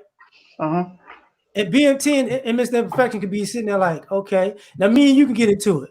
They don't say nothing, and then I disrespect BMT. Now me and you stop, and now you like, now me and BMT getting into it. And Imperfection should know, it got to be coming my way. You get what I'm saying? But He's not paying attention. I go disrespecting him. And now, anytime I want to get in an argument, I could just go to a different person. And instead of y'all saying, you know what, this motherfucker getting at all of us. It ain't us, it's him. Mm-hmm. This is what we're doing. And I ain't talking about Trump as a person. I'm talking about America. We're concerned about what the fuck. You know, we're looking at him as a beacon for, oh, he did this. What is America doing, dog? But you know what, L.A.R. This is where I'm going to sound really complicated here to some people, but you're going to have to ask me questions. If you confused, anybody here who wants to ask a question, I'll answer to the best of my ability. I remember when we first started kicking it. The first time when I got to meet you and how you would come over and stuff. If you listen to the background, remember I used to tell you be listening to other content creators, right? One of them is Stephen Molyneux. You know who that is, right? Huh? If you've listened to Stephen Molyneux, if you listen to even Jared Taylor, I recommend everybody go listen to Jared Taylor to really understand. See, us as Black people, we understand the effects of racism. We recognize, like, in other words, we understand, dude, when some people look at you a certain way, we know what that means. If some people do a certain thing, we know what's up. But we also understand that, dude, sometimes we got to be careful because you never know what's happening, you know? Mm-hmm. In other words, we have been conditioned to think in 3 dimensions. You know, some people, you know, but the thing is, it seems like, you know, well, emotional wise, we're in 3 dimensions. But when it comes down to, like, sometimes understanding the field and explaining it, it's only 2-dimensional. It seems like it don't come out right when we're explaining it. And the thing about it is, when I listen to fast forward, just basically when I listen to like Jared Taylor, listen to other people who we call racist, I realize that, and you listen to people who say they're not racist and they got this and how they defend stuff, and you know, we may feel a certain way, but I realize that when you listen to it and you kind of listen to how they're really having how they're talking, you realize white folk are having a conversation among themselves, and they've always had one. And their thing has always been, even when you look at the Constitution, has always been, how do we deal with people who are not like us? You know, some of them don't. Some of them they have that extreme mentality where they just don't like you, and they're willing to do whatever it takes because they see you a certain way. People have adopted philosophies, and you know all this other stuff that came out, but that promotes this ideology of what you see they do. But it's their own culture. Now they may trust other people like Chinese and Italians and all this kind of stuff, but white Americans, you know, the real white Americans that we understand, they're not a large population, but they seem to always have their hands on the right part of the scale. This, you know what? And I think, go ahead. Let me do it because I get exactly what you're saying. I'm gonna try to say this uncomplicated. If you say it's complicated, it ain't, because I get you. If anybody who's ever played a sport or a game of spades or a game of dominoes, it's trash talk. And a lot of us don't realize as Black people, what we're doing is we're falling victim to trash talk. And what I mean by that is you're concerned with the talk so much you're not paying attention to the game. Exactly. But the part of the game, what I'm realizing, I don't know how genuine each person is. You know what I'm saying? But you realize that they're having a conversation with themselves about how they go deal with anything that comes out that's not within their within this just not them. You know, I want to keep it as fair as possible. And you kind of can't understand that it's tribalism. And what makes it so funny is that because we've been underneath them for so long, we have not been able to, we have been underneath them and in condition with them that we don't have our own form of tribalism. Because, you know, we do have our tribalism, but it takes a lot for us to come back together as a pack. You see what I'm saying? Mm-hmm. As opposed to with them, you know, it don't take much. You know, it don't take much for them because they always listen to each other. You know, when you think about it, they have a lot invested in each other. You know, they cannot afford for America to fall. You get what I'm saying? Mm-hmm. Because it's they shit, no matter how we feel about it. We can come back with all the history and all the evidence. The best thing they're going to say to you, we obtain this, we strive to get this thing. Who cares about how to do it? But you don't, and it's like you're not imagining what they're really saying to you. Is that, look, man, we know what we did. This is our territory now. We held it down. It belongs to us. You know, and then they're like, okay, and you're like, well, what about my thing? Okay, well, What about your state? You get it? You know, when it comes down to reparations, like, oh, we ain't got it. It's the reason why they ain't got it for you is because you ain't doing nothing to try to get it from them. You get what I'm saying? You Mhm. asking them, and you don't realize they told you to do. We figure out how to get what we want. You know, and sometimes, dude, you don't realize, dude, people will entertain the shit out you just to get what they want. These people will get you to entertain each other at your own to your own detriment. You see what I'm saying? But they're getting what they want, and it may not be what you think it is, but it's like, hey, you're not part of our crew, so I mean, the moral game don't work here. You get what I'm saying? We don't have morals for people outside of the tribe. You get it? But in us, because we're Americans, we don't realize that they purposely have always tried to show you that you are your own group of people. If you want to get along, want to work here, you want to be here, understand that, we'll fight you for it. We'll do what we got to do to keep it. But it's each one of them has their own individual stake in this thing. You get what I'm saying? Is it still in lockstep with what I'm pointing out to you? Yeah, They have a vested interest to stay the way they are. And I get it. Why are you we got it, upset with BMT. them? Why should we You be upset with them? No, and I mean, I'm piggybacking off of what he's saying, and I look at it. Um, and that's why I try to tell people, um, you got to have something you got to have something worth trading off, or you got to make something viable where they want to deal with you, where they need you. It's kind of like a Stockholm syndrome. Yeah, but they're still not your friend even if they do business with you. That's And fine. you're not But asking we me, don't but our minds don't see it that way. but Cass, I ain't never say. Listen, I joined the service, but I ain't never forget who the fuck they were. It I seems like a like I said, lot of it. It seems like a lot of us got a tendency. Well, I will say, I see your point. I'll leave it alone. well, you got I see your point. here's the thing. Here's the thing I'm saying. Let me say. I'll tell you a lesson my daddy told me before he put my black ass on that bus. Hmm. He said, "Son, I want you to go and watch and observe. Dress like the enemy, learn from the enemy, learn how to think like the enemy, and come back from the enemy. You get the same set benefits like them. You're gonna get that. You get your health care, get your food, get everything you need, and get your ass back." Now, I had to, as I was out there, I watched and observed how they do deals in the Middle East, Asia, Europe, and all over. You Hmm. want a well? Okay, then give us this military position. You want some food? Well, then guess what? We need some of your men that come help us fight.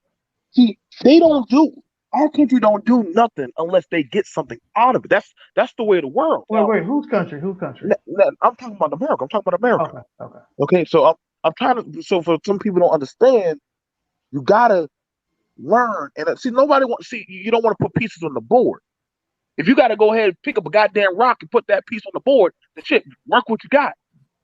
Now, the problem is when we hear a lot of people, when we have people that are starting to play the game, we automatically say, well, you're not part of the tribe. Whoa. Warfare 101, you got to learn how to think like your enemy. See, they don't mind teaching or having their kids learn like Hannah Montana, learn your culture, learn how to sing, dance, boo bop, do like you, and then all of a sudden, Sunday comes, she go right back to her world. But she got y'all hooked on her. So now she already got what she needed out of y'all, and then she go right back. We don't do that. We don't know how to do that properly.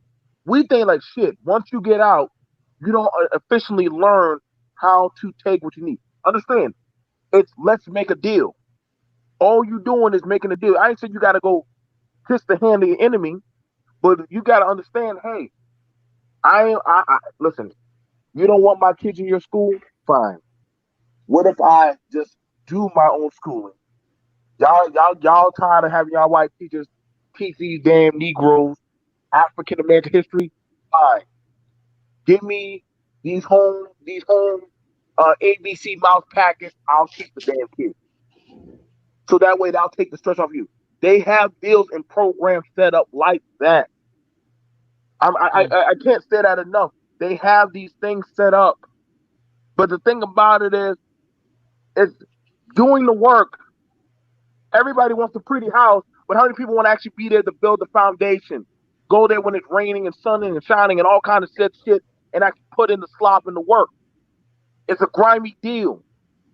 Everybody wants to be the cartel, but nobody wants to be the doughboy that has to sit on the corner and actually sit out there in the freaking cold.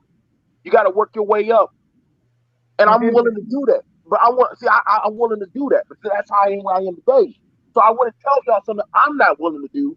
Just like I'm one of the very few black men in this space that talks about selling firearms because I know how much money it brings in. Okay, I'm going over that. So when the COVID thing was going on, I watched as black people were scurrying around looking for guns. White people were laughing at black people. They were laughing. They thought it was funny. Anybody that said, BMT, like, can you find a gun? Oh, yeah, sure. Do it in a few minutes. And he ain't lying. Do it. I did it in Speaking of this, we don't, again, if we don't have shops, so sometimes we don't know this, dude. You sometimes have gun shops in places that you would not even ordinarily know. Sometimes you go, there's jewelry shops. You know, if you're not coming in to buy a firearm, you're not going to see the cash act. You know, and the thing about it is, some of them got cachets. You ever notice? I'll give you an example. You ever notice sometimes you walk into some buildings, right? Some rooms, and right, it'll be like a jewelry shop, and you know it's a large building, right? But the showroom is kind of small. Yeah, I've seen that. Sometimes you got to ask yourself, how many showrooms do they have? You feel me? You got the thing about it is, and I get what you're saying. No, right, it's like a jewelry shop, and you know it's a large building. Hold on. Now, Bishop, mute your YouTube. Now, what you said is so true. What you said is so true because I used to do we used to have me and a few compatriots of mine. We had a showroom. We still do, but we found it a lot more easier because we are like one of the few that can actually travel to certain places on the East Coast. Where we kind of slow down, with all the gun shooting shit. Nobody trying to get caught with all that stuff. But the thing about it is getting out of your familiar zone and being willing to travel in the unfamiliar zone to start teaching people. Now it's crazy enough, but I'm starting to see more. How many black people actually? Everybody says, "Well, we don't mess with the NRA." Okay, don't join the NRA. Go join NAGA, National African American Gun Association. That's really an all-black gun association group. They ain't got no affiliation with no NRA, conservative, any of that said shit. They're just for blacks. But the thing about it is, we don't look at our things as if they can compete. If L.A.R. would have a goddamn lawnmower shop, but we see Pedro's lawnmower shop, damn, most likely Pedro's shop might be a lot better because his price is a lot more cheaper. Rather than we might take our chances with L.A.R. And I mean, you gotta understand, I get it. Why we think like that, I get it. But I also understand other people would rather sell to you, but rather not deal with you. White people because again, that goes back to the whole moral thing. No, you are not part of the tribe. When I hear people saying nobody will ever remember Michael, let me show you a little thing. Nobody will ever remember. Somebody said nobody will ever remember Michael Jordan's kids. They don't play basketball. And I'm like, you fool. Why would Jordan's kids need to bounce a ball when he already did that for them? He's an owner of two teams. He owns a baseball team and he owns a basketball team. They don't have to do that. Now one of them is going into the medical field for sports, shoe field, and I forgot what the other brother's doing. Daddy already laid the groundwork. The kids just gotta keep it going. We gotta understand if one of us already got the shit running, we just gotta go to that man and say, hey, Lopez, I don't mind working under you. And that's a bad practice that we have. Black people, we got this problem with working under our own people. We have this really bad thing. I have no problem humbling myself to work under another black man to learn from him. Until I get it done or learn how to do it, I know what you mean. Hold on. Bishop. I got some black boys older men try to tell me shit, I'm like, bro, you don't even know how to build no fucking house. How the fuck you gonna tell me how to build a house? And you don't, where's your house at? Man, fuck that shit, bro. I've been on this earth longer than you, youngin. All right, nigga, you gonna build your shit. Come back to me. But I bet when you come back to me, the price is gonna be up. Best believe that, nigga. I'm gonna make sure you feel it. Hold on. Bishop, go ahead. Oh, Lord have mercy. Hey, one thing that I realized about folks is that we're still external. Every man got his own portion. And I've been on different shows that Lars has. It's the same thing. That pioneering spirit. Y'all heard somebody talking about passion earlier. When you start doing something and you're doing it and you're enjoying it, if whoever don't want to join you, leave them out there. Why we keep trying to rescue folks? These folks, and I hate to say it like this, the Bible says only a remnant gonna be saved anyway. You see what I'm saying? If there's a fire, if there's an explosion, you're gonna see everybody running. You know who's gonna die? The one that's still back here that don't believe the thing burning. Well, guess what? We may have to let them go. It's hard and it's tight, but it is what it is. We spend too much time trying to rescue everybody. We can't rescue everybody. If we get together, those who agree, those who don't agree, leave them out there. Get together and get a plan. Bottom line. If we don't know what we agree on, then how are we going to work towards something in common? Bishop got a point. Strong point. How are we going to do that? There's no way. I mean, most of us in here are athletes, have been athletes. When you learn the right side, a good coach will teach you how to use the left side. Why? Because at some point, when that right hand breaks down, or you got to go to the left, you better learn how to use the left. See, those with passion will always rise to the top. Why? Because they make it their life to be the best at what they're being. They're not just doing it for accolades, not doing it to rescue nobody. They're doing it so that they can do what makes them happy with their lives. When they do that, then those who agree with them, join them. Those who don't agree with them, you know what they keep doing? Keep moving. This is why Mexican folks ain't worried about nobody else, because they know what they do and they know who they are. If you don't like them, it's your business. We just speak Spanish with those who speak Spanish. If you don't like cutting grass, good, go do something else. But I'm gonna keep cutting this grass. See, because I got to take care of Manuela and little Jesus. They keep it all together. They keep it all together. And so all I'm saying is, with all of this that we're talking about, we got to stay focused on what's going to be happening down the road. Hold on. Hold on, Bishop. I want to interject something about what you just said. Mm-hmm. And BMT knows this, and the Lowcast probably knows this. Amazon. Do most people understand that Amazon started as moving books from state to state? Yes, sir. Absolutely. And why when you were saying that came to mind, because I was like, if we got a passion, we got to understand, or if we're gonna do some type of business, you got to understand you're gonna start somewhere, but if you keep doing it, you can expand that business. Because books is the last thing we're thinking about when we think about Amazon. Yes, sir. People think about Nike. Their first major client was a marathon runner. Nobody even knows who Prefontaine is. Talk about it. You know what I'm saying? So and they went from shoes to running shoes to basketball shoes to apparel. And you know what makes them so good? Yeah. They mastered logistics. I was getting there.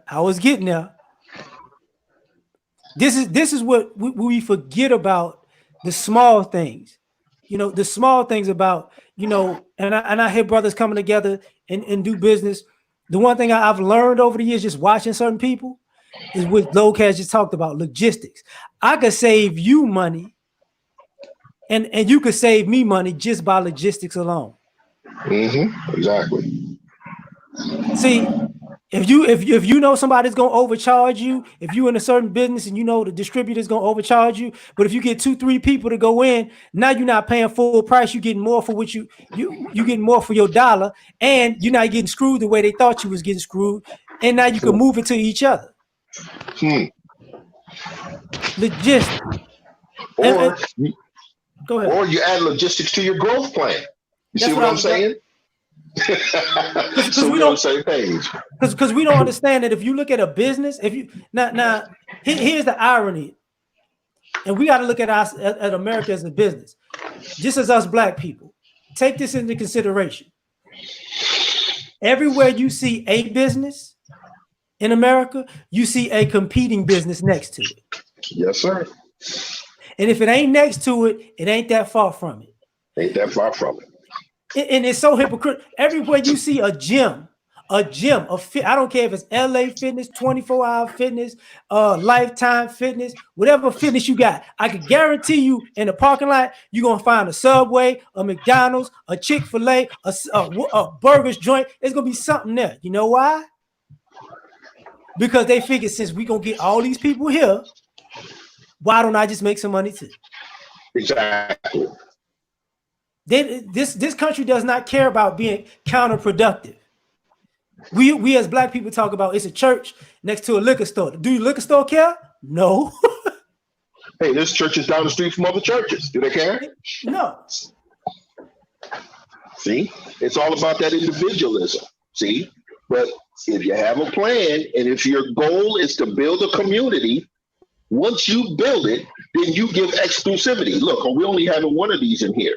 Hopefully, it'll be one of the persons who helped to found it.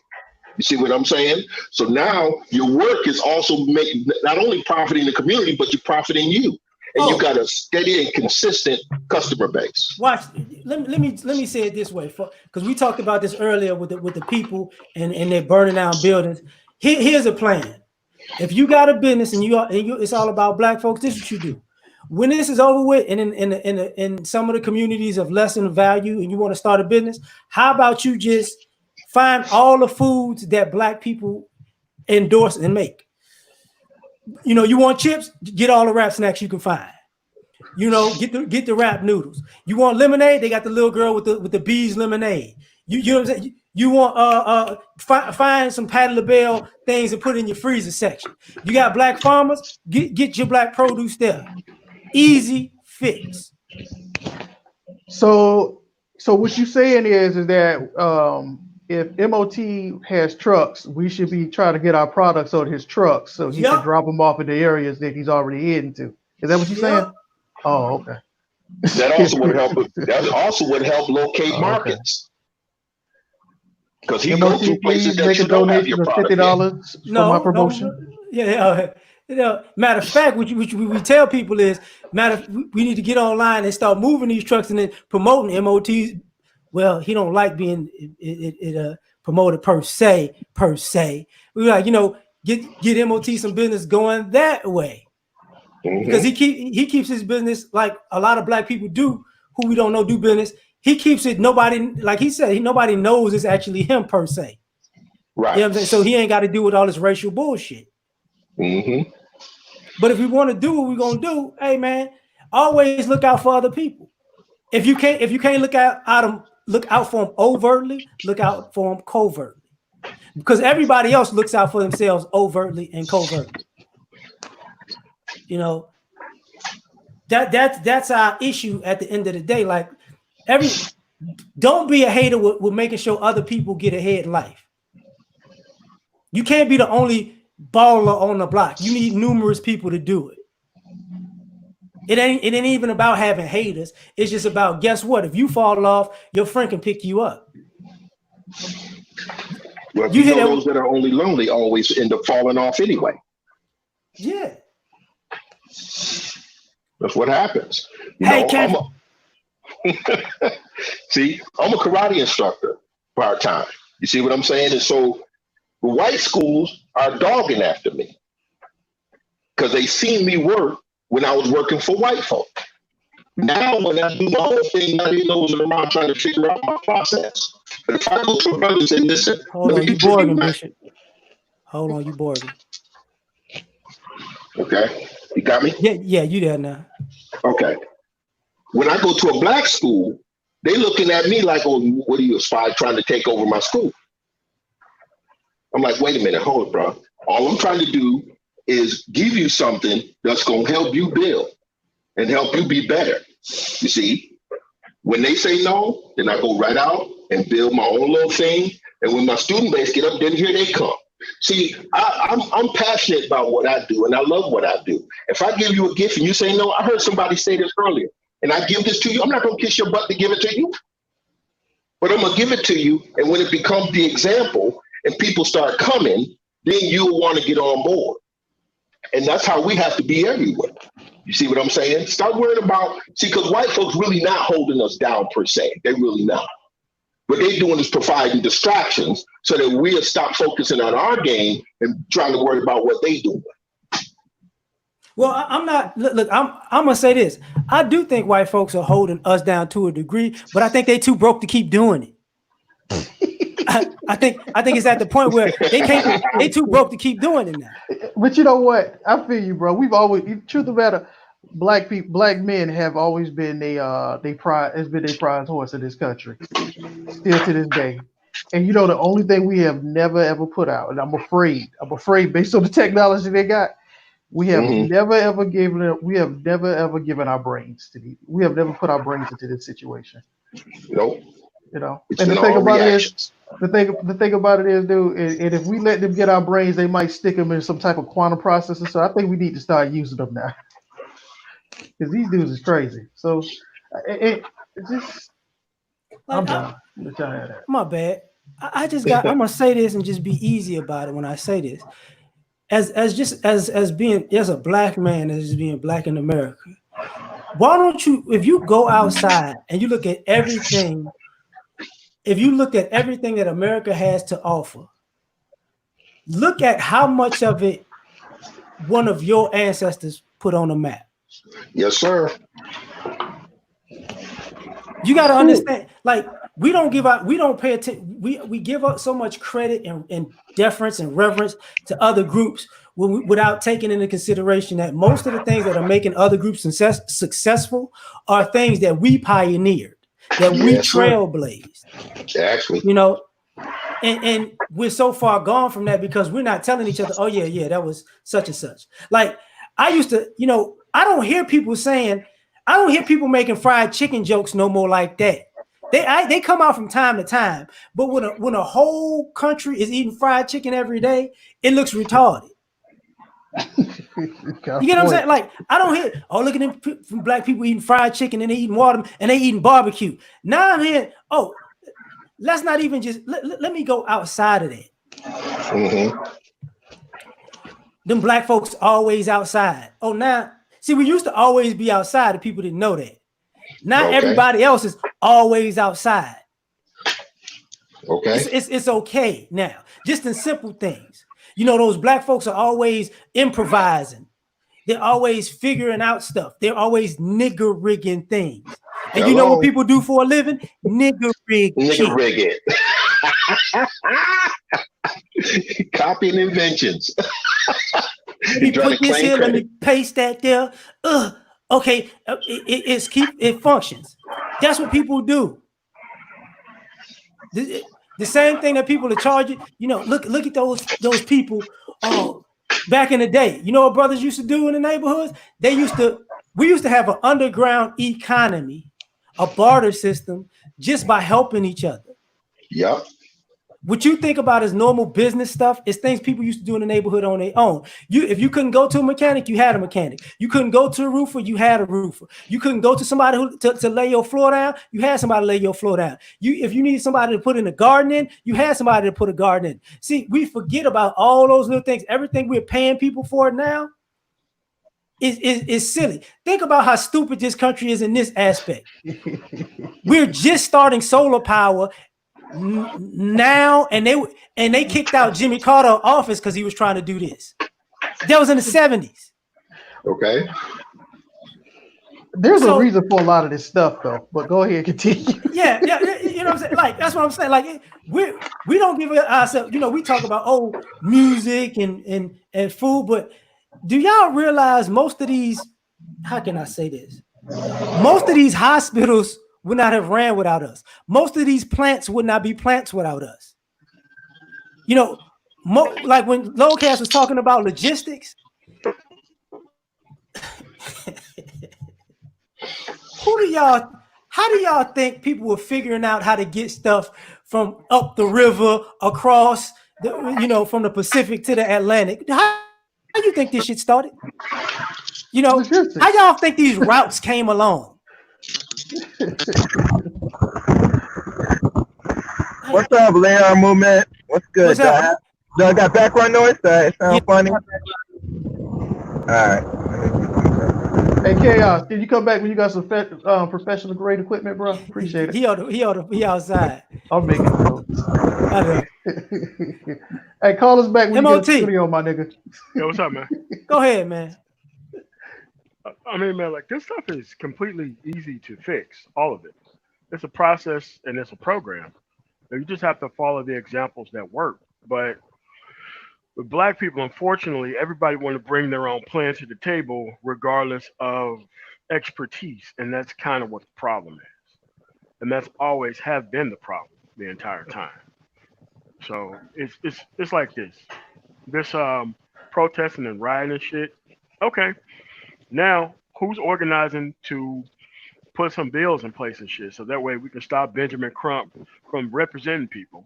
So that way we can all just go to fuck home and have a better fucking place out here, man. Well, if we insist on our reparations, and that be a part of the reparations package, that we need some dedicated bills to ourselves. Keep in mind, reparations is not about money. It's about everything that you need.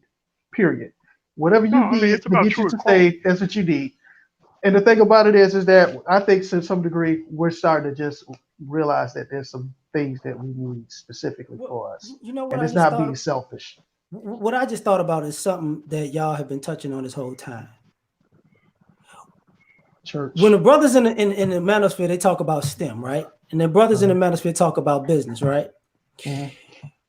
Where we as a people have been messing up, and we even talk about finance and technology. Well, technology is part of STEM, so I'm gonna shut up on that part.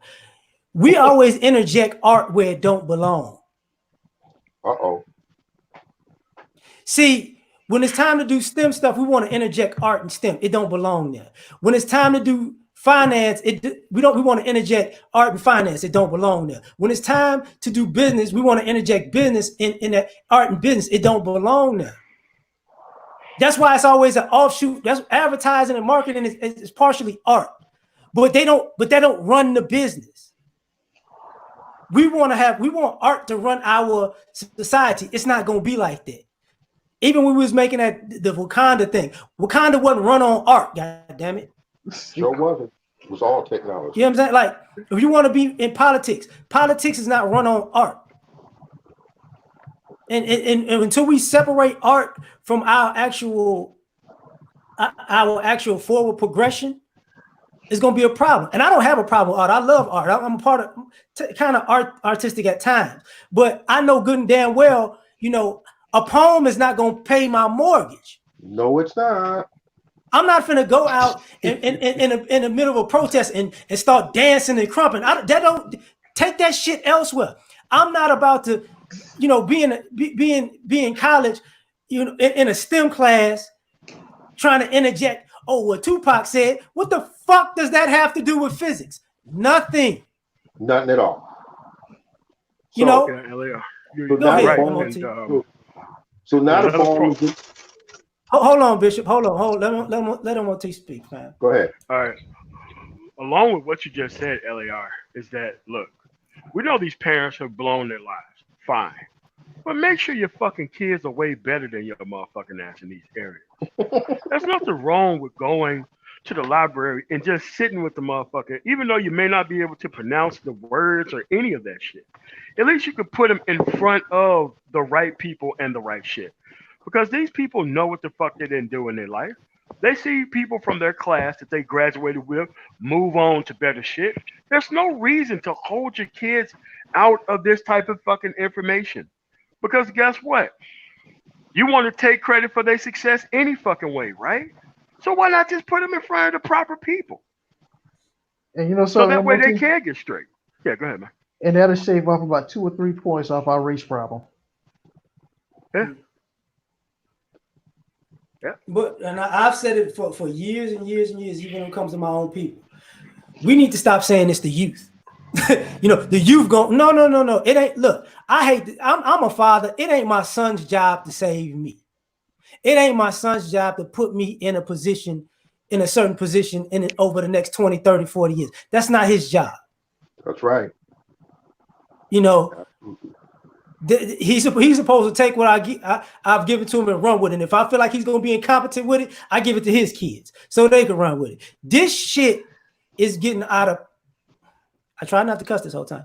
This is getting out of pocket because at the end of the day, let me tell you something that set me off. Real talk. When I saw a picture of T.D. Jakes, Kirk Franklin, and Fred Hampton in the middle of the street, like for one of those kind of versus battles, the first thing I thought to myself was, what the fuck a bunch of gospel singers gonna do to help the people? And I'm especially when they're worth millions of dollars that they take from the same people and don't even try to help them. That's why they're out here for this shit. Like, come on, man. How about that? Come on, bro. How about that? That's why it rubbed me the wrong way, because I'm looking like, because we don't talk about this, but even with the church, there's certain institutions. The churches own a lot of businesses that are outside of the church that people don't think about or talk about. And that's why they won't do anything for folks in the church, because church folks don't. Yeah, because at the same, and that's the thing. It's like, we're talking about a society, our community. When I look at people saying don't loot and don't burn stuff down, I get it. But what I don't get is, if you own Popeyes and you say your neighborhood is struggling, how come you don't use Popeyes as an avenue to help? I'm sorry, if you own a grocery store, how come you don't use that grocery store as an avenue to help? And what I mean by avenue to help, I'm not saying just give away shit all the time. That's not what I'm saying. No, empower people. I'm saying do what I see other businesses do all the time. They got little pictures on the wall of all the places that they've donated to, with all the organizations with kids and all the research that they've put some of their extra profits in. Why not do that? Well, like, if you want businesses are also grounds for training. You see what I'm saying? Because there's a lot of moving parts in any business. So why don't you use that to train somebody to pick up another skill? You don't necessarily have to give money. Like, even when we talk about protecting ourselves, if that's the case, with some of these folks, we could put our money together and pay some veterans or some FOI to do security in the neighborhoods that we think are so fucked up. Yes, sir. In fact, in Detroit, they're doing that. There's actually a private security company that's run by brothers, and they service the community. And what happens is they have a rate per call. So if you call them, it's $10 for it's $1 a minute for however long they stay. You see what I'm saying? And that's because Detroit everybody know how Detroit is. The police force is basically defunct because the government basically shut them down because they was all dirty. And so that kind of innovation. Hold on. I'm gonna ask MOT something because I forgot, because I low cast. Thank you, MOT. In all your years of businesses, I would place a good bet that you have seen so many black businesses that can connect, that have not and should connect. That have, but there are plenty of black businesses that do connect and use logistics. Am I wrong or am I right? No, they all do. And one thing I hate the most about this shit, the people who got the best products, you don't even know who the fuck they are because of logistics. They got some of the best processes for creating food you've never even heard of. Mm-hmm. Why? Logistics. And they're not able to have like a summer to where they're saving all their shit so that way they can go buy even more shit. Logistics is probably the thing that really connects all this stuff together. Because right now, I sell a lot of shit online for Amazon. Right now, you can pretty much white label any product, any makeup, anything that black people do and put it on one site. Anybody can do this now. All you gotta do is just have marketing and Facebook ads behind the shit to actually make it run. But still, logistics right now, the world has gotten smaller because of logistics. It used to lock us out of everything, but now it's kind of even in the playing field. As you said earlier, don't nobody know what company I fucking own because I don't fucking roll like that. And it's very smart to do business that way because I used to have my last name as the actual company. And then people started not really fucking with my goddamn company because they started looking up who the fuck I was. And then I just named it something ominous. And then I just started getting all the business in the same exact place and hired white drivers that go to certain type of areas. And I only have drivers that go to certain type of areas that match the actual thing. It's still logistics. You still have to think about how this shit works. But man, black people, I'm telling you right now, man. Right now, you could get a website cheap, you could get marketing cheap, cheaper than you can ever even imagine. It's just that the right people are not reaching out to the shit that they don't even know is out there. So it's another thing about it. Years ago when I had, and I don't want to promote like that. Years ago when I wrote my book, I used Canva. Now you seeing Canva commercials. What we don't know is those businesses, we don't get up on these businesses until 5-10 years later when we see the commercial.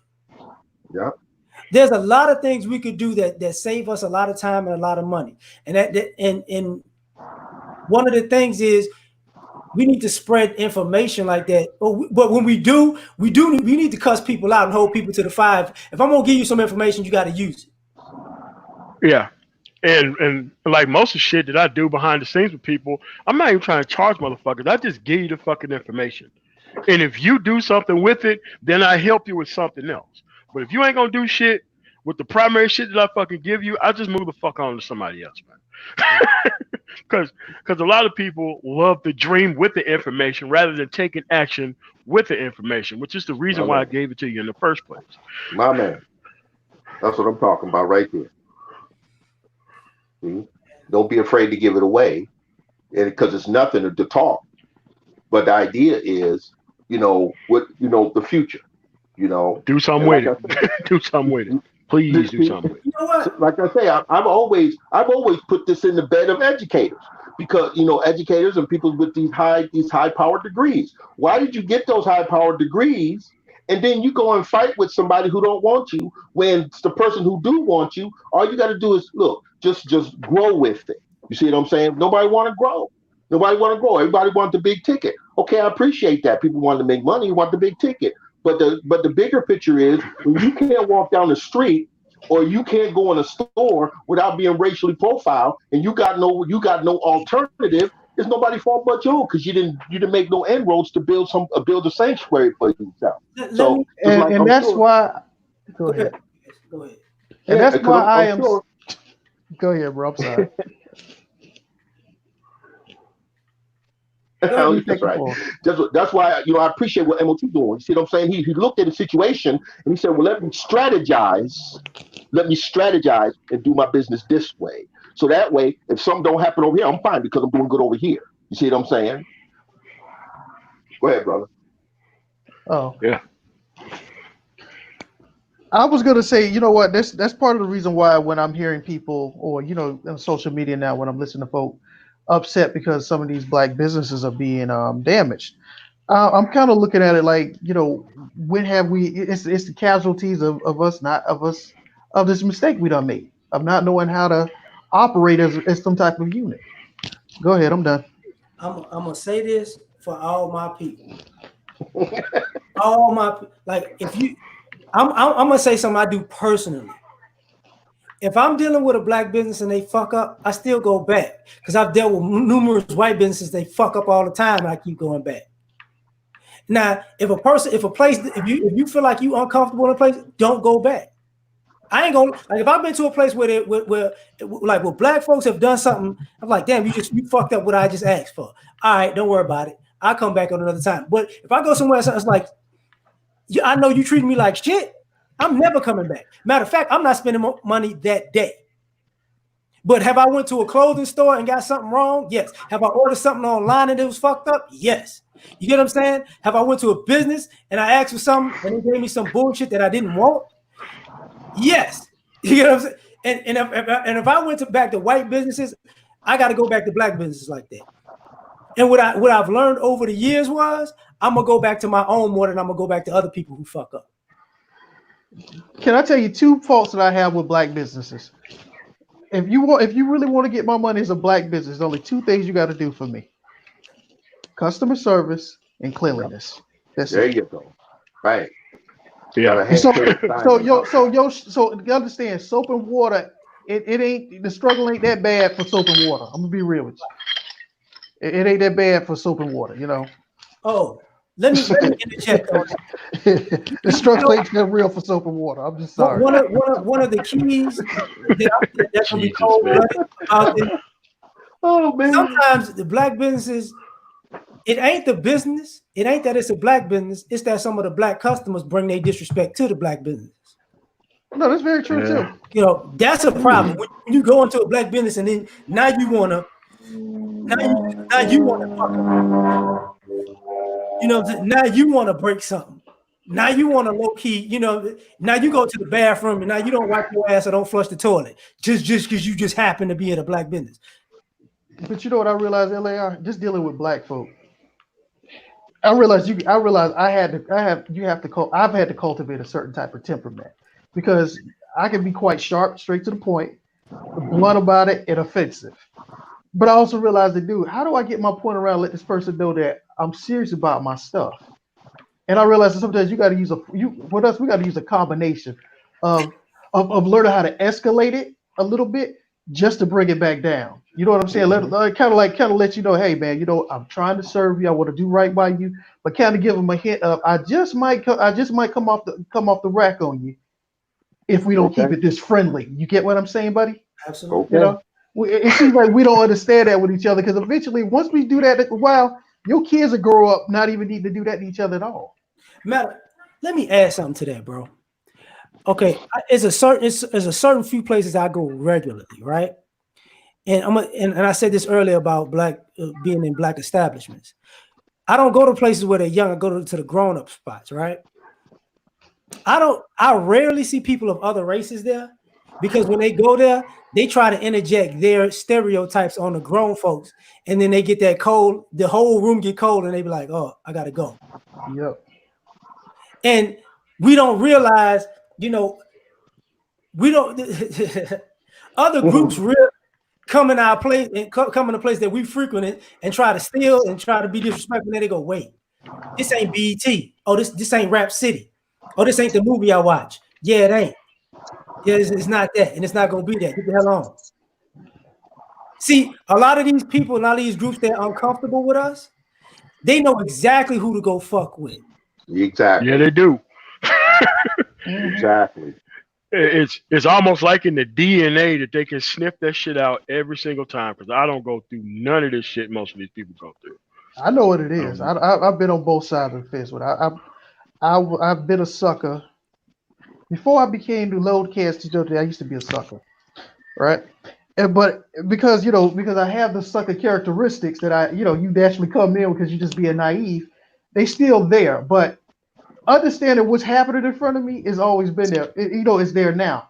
So I understand how to kind of curve and how to handle the situation. You realize that sometimes with black folk, we don't realize we give off unnecessary cues to other folk.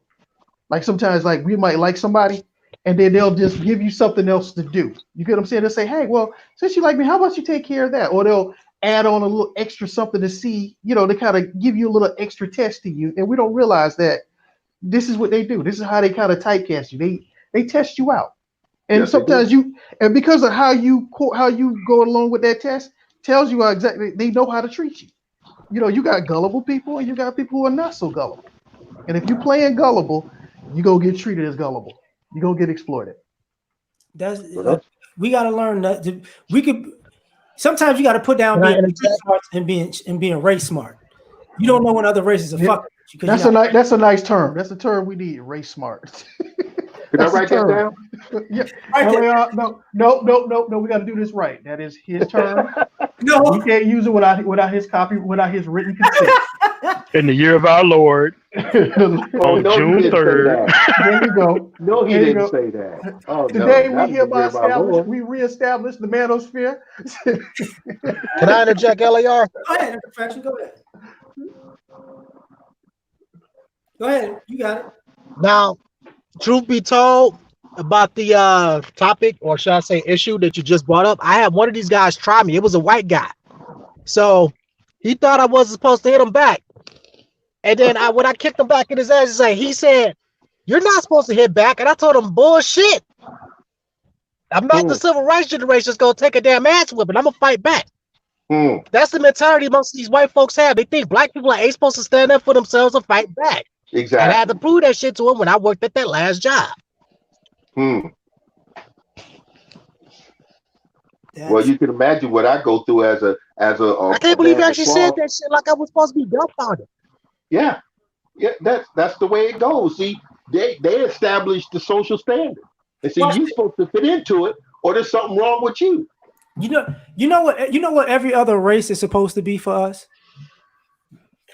If you ever play football, you know the quarterback in practices wears the yellow or the red, or the orange jersey, which means you can't hit them. Yeah.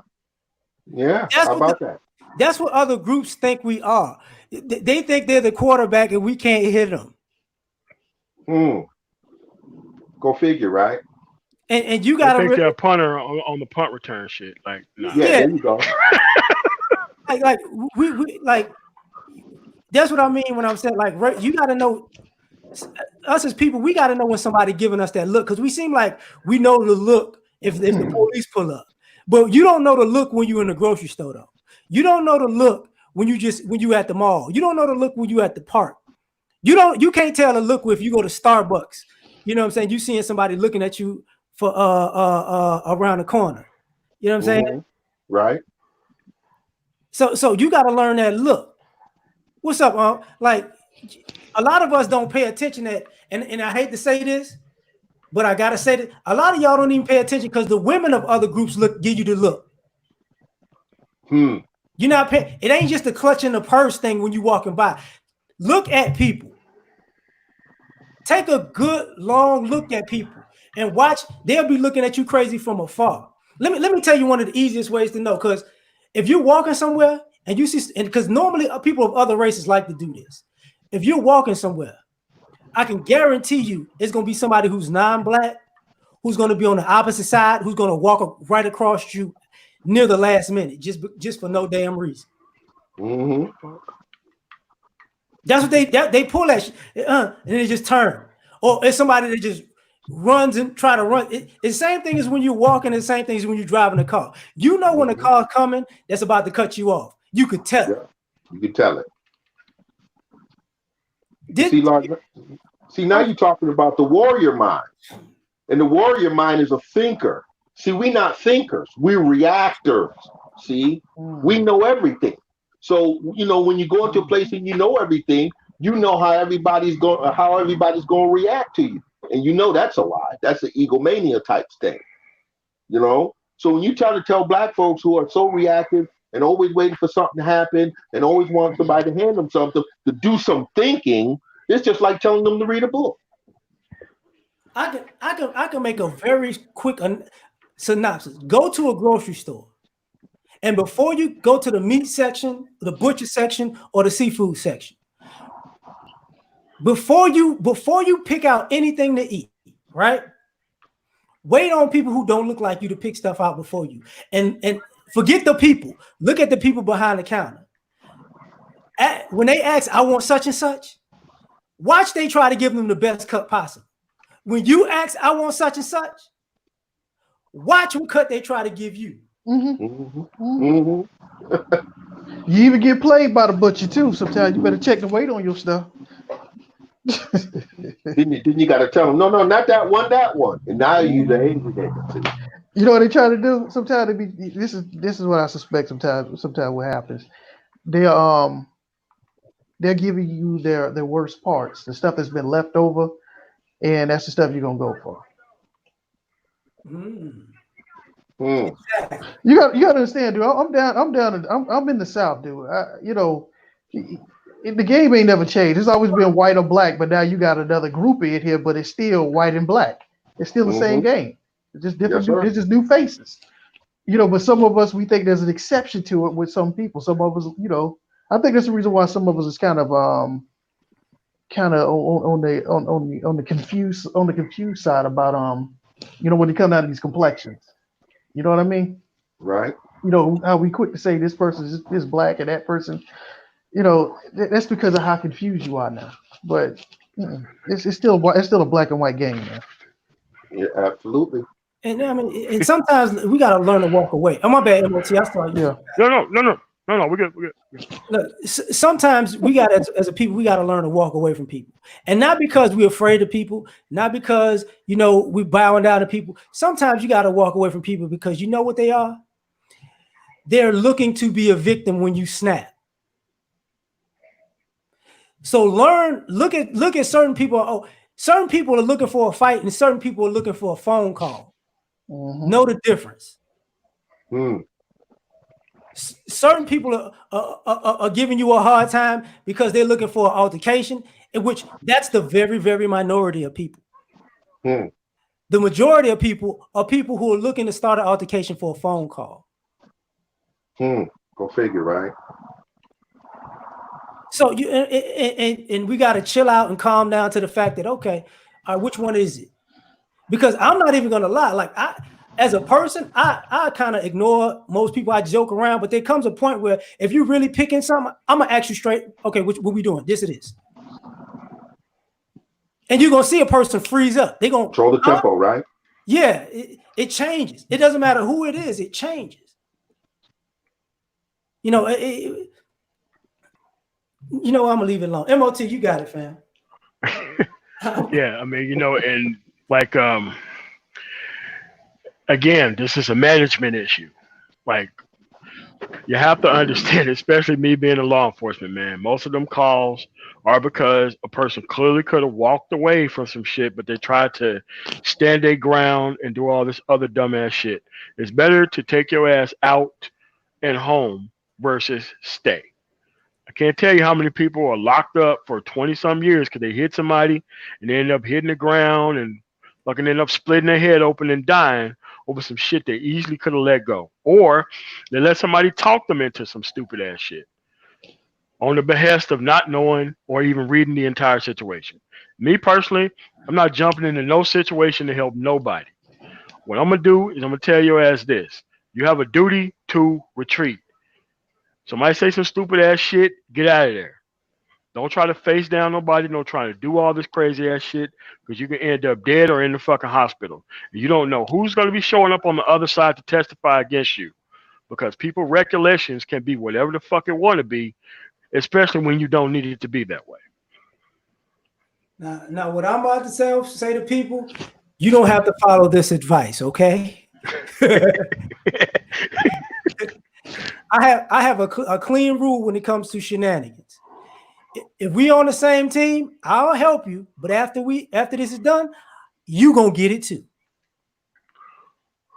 Everybody, see, you know how you can stop most problems? Let everybody know involved. It ain't gonna be over till I say so. You'll be surprised how people, oh, I'm gonna do this. Okay, cool. I've been in those confrontations. I'm gonna call the police. Cool. Well, if you call the police and I wind up getting arrested, okay. But your name gonna go down on that report, and I'm gonna find your address. Actually, the address is part of the report. Yeah, I mean, It's just funny. It's like, just funny. I'm gonna find you. You don't get to go. In other words, I'm determined. Yes. Look, I've told people this. Look, you think I've been in a situation where I told people, you actually think I'm gonna just let you go home and tell this story and it's all over? That's what you think. You're like, what the fuck you mean? No. You can win today, but bitch, you better be looking over your shoulder. Because tomorrow is not the day you're gonna win. See, like, and this, I hate to say stuff like this though, but this is the thing that people got to take for us as a people. I would say walk away from most situations. But if you're gonna go down that road, be prepared to go all the way down that road, not halfway.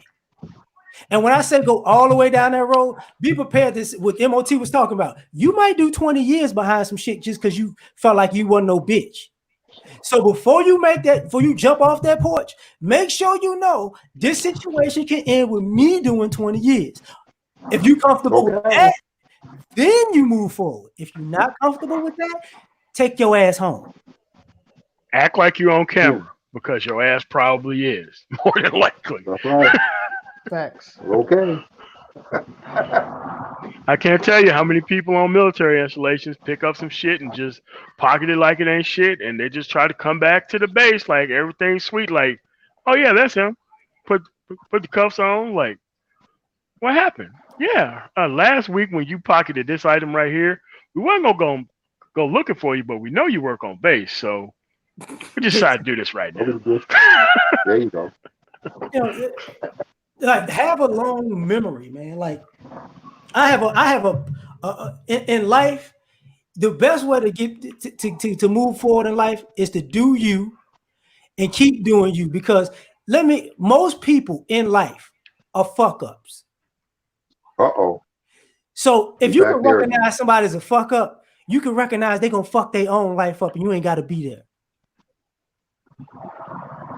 Sometimes Don't hurt people's feelings, L.A.R. Don't hurt people's feelings. sometimes the best consequences are the ones that you don't even are not even involved in, but you just gonna stand back and watch that shit happen. There you go. Watch it unfold. You sit here arms crossed, and I'm not saving a fucking soul, but I am going to enjoy this. Like, and I feel the same way. I'm saying this. I feel the same way about this country. When people say, "Oh, I ain't got to save shit." If I save it, it's gonna go back to where it's going. What I'm gonna do is I'm gonna find my little niche in this bitch. Okay. And while you crying about it, I'm over here. That's all. Like, because it ain't always our mission to save them, man. Can't save everybody. If you black, who saved you? Let me just ask that question. Who saved you? So stop being a captain, save everything else. Save yourself, worry about yourself, handle yourself, and then you can handle people outside of you. But make sure those people qualify themselves also. That's right. You know what? Let me get out of here and go save myself. I'm gonna take a jog since it ain't raining no more.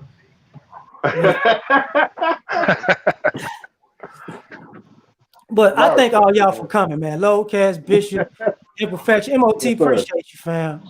No problem. Thanks for having me, man. Appreciate it. Have a good man. It's all love. All right, I just be going live. Have a good one, L.A.R. All right. Take care. I'll catch y'all the next time. All right. Peace. All right, cool. Peace.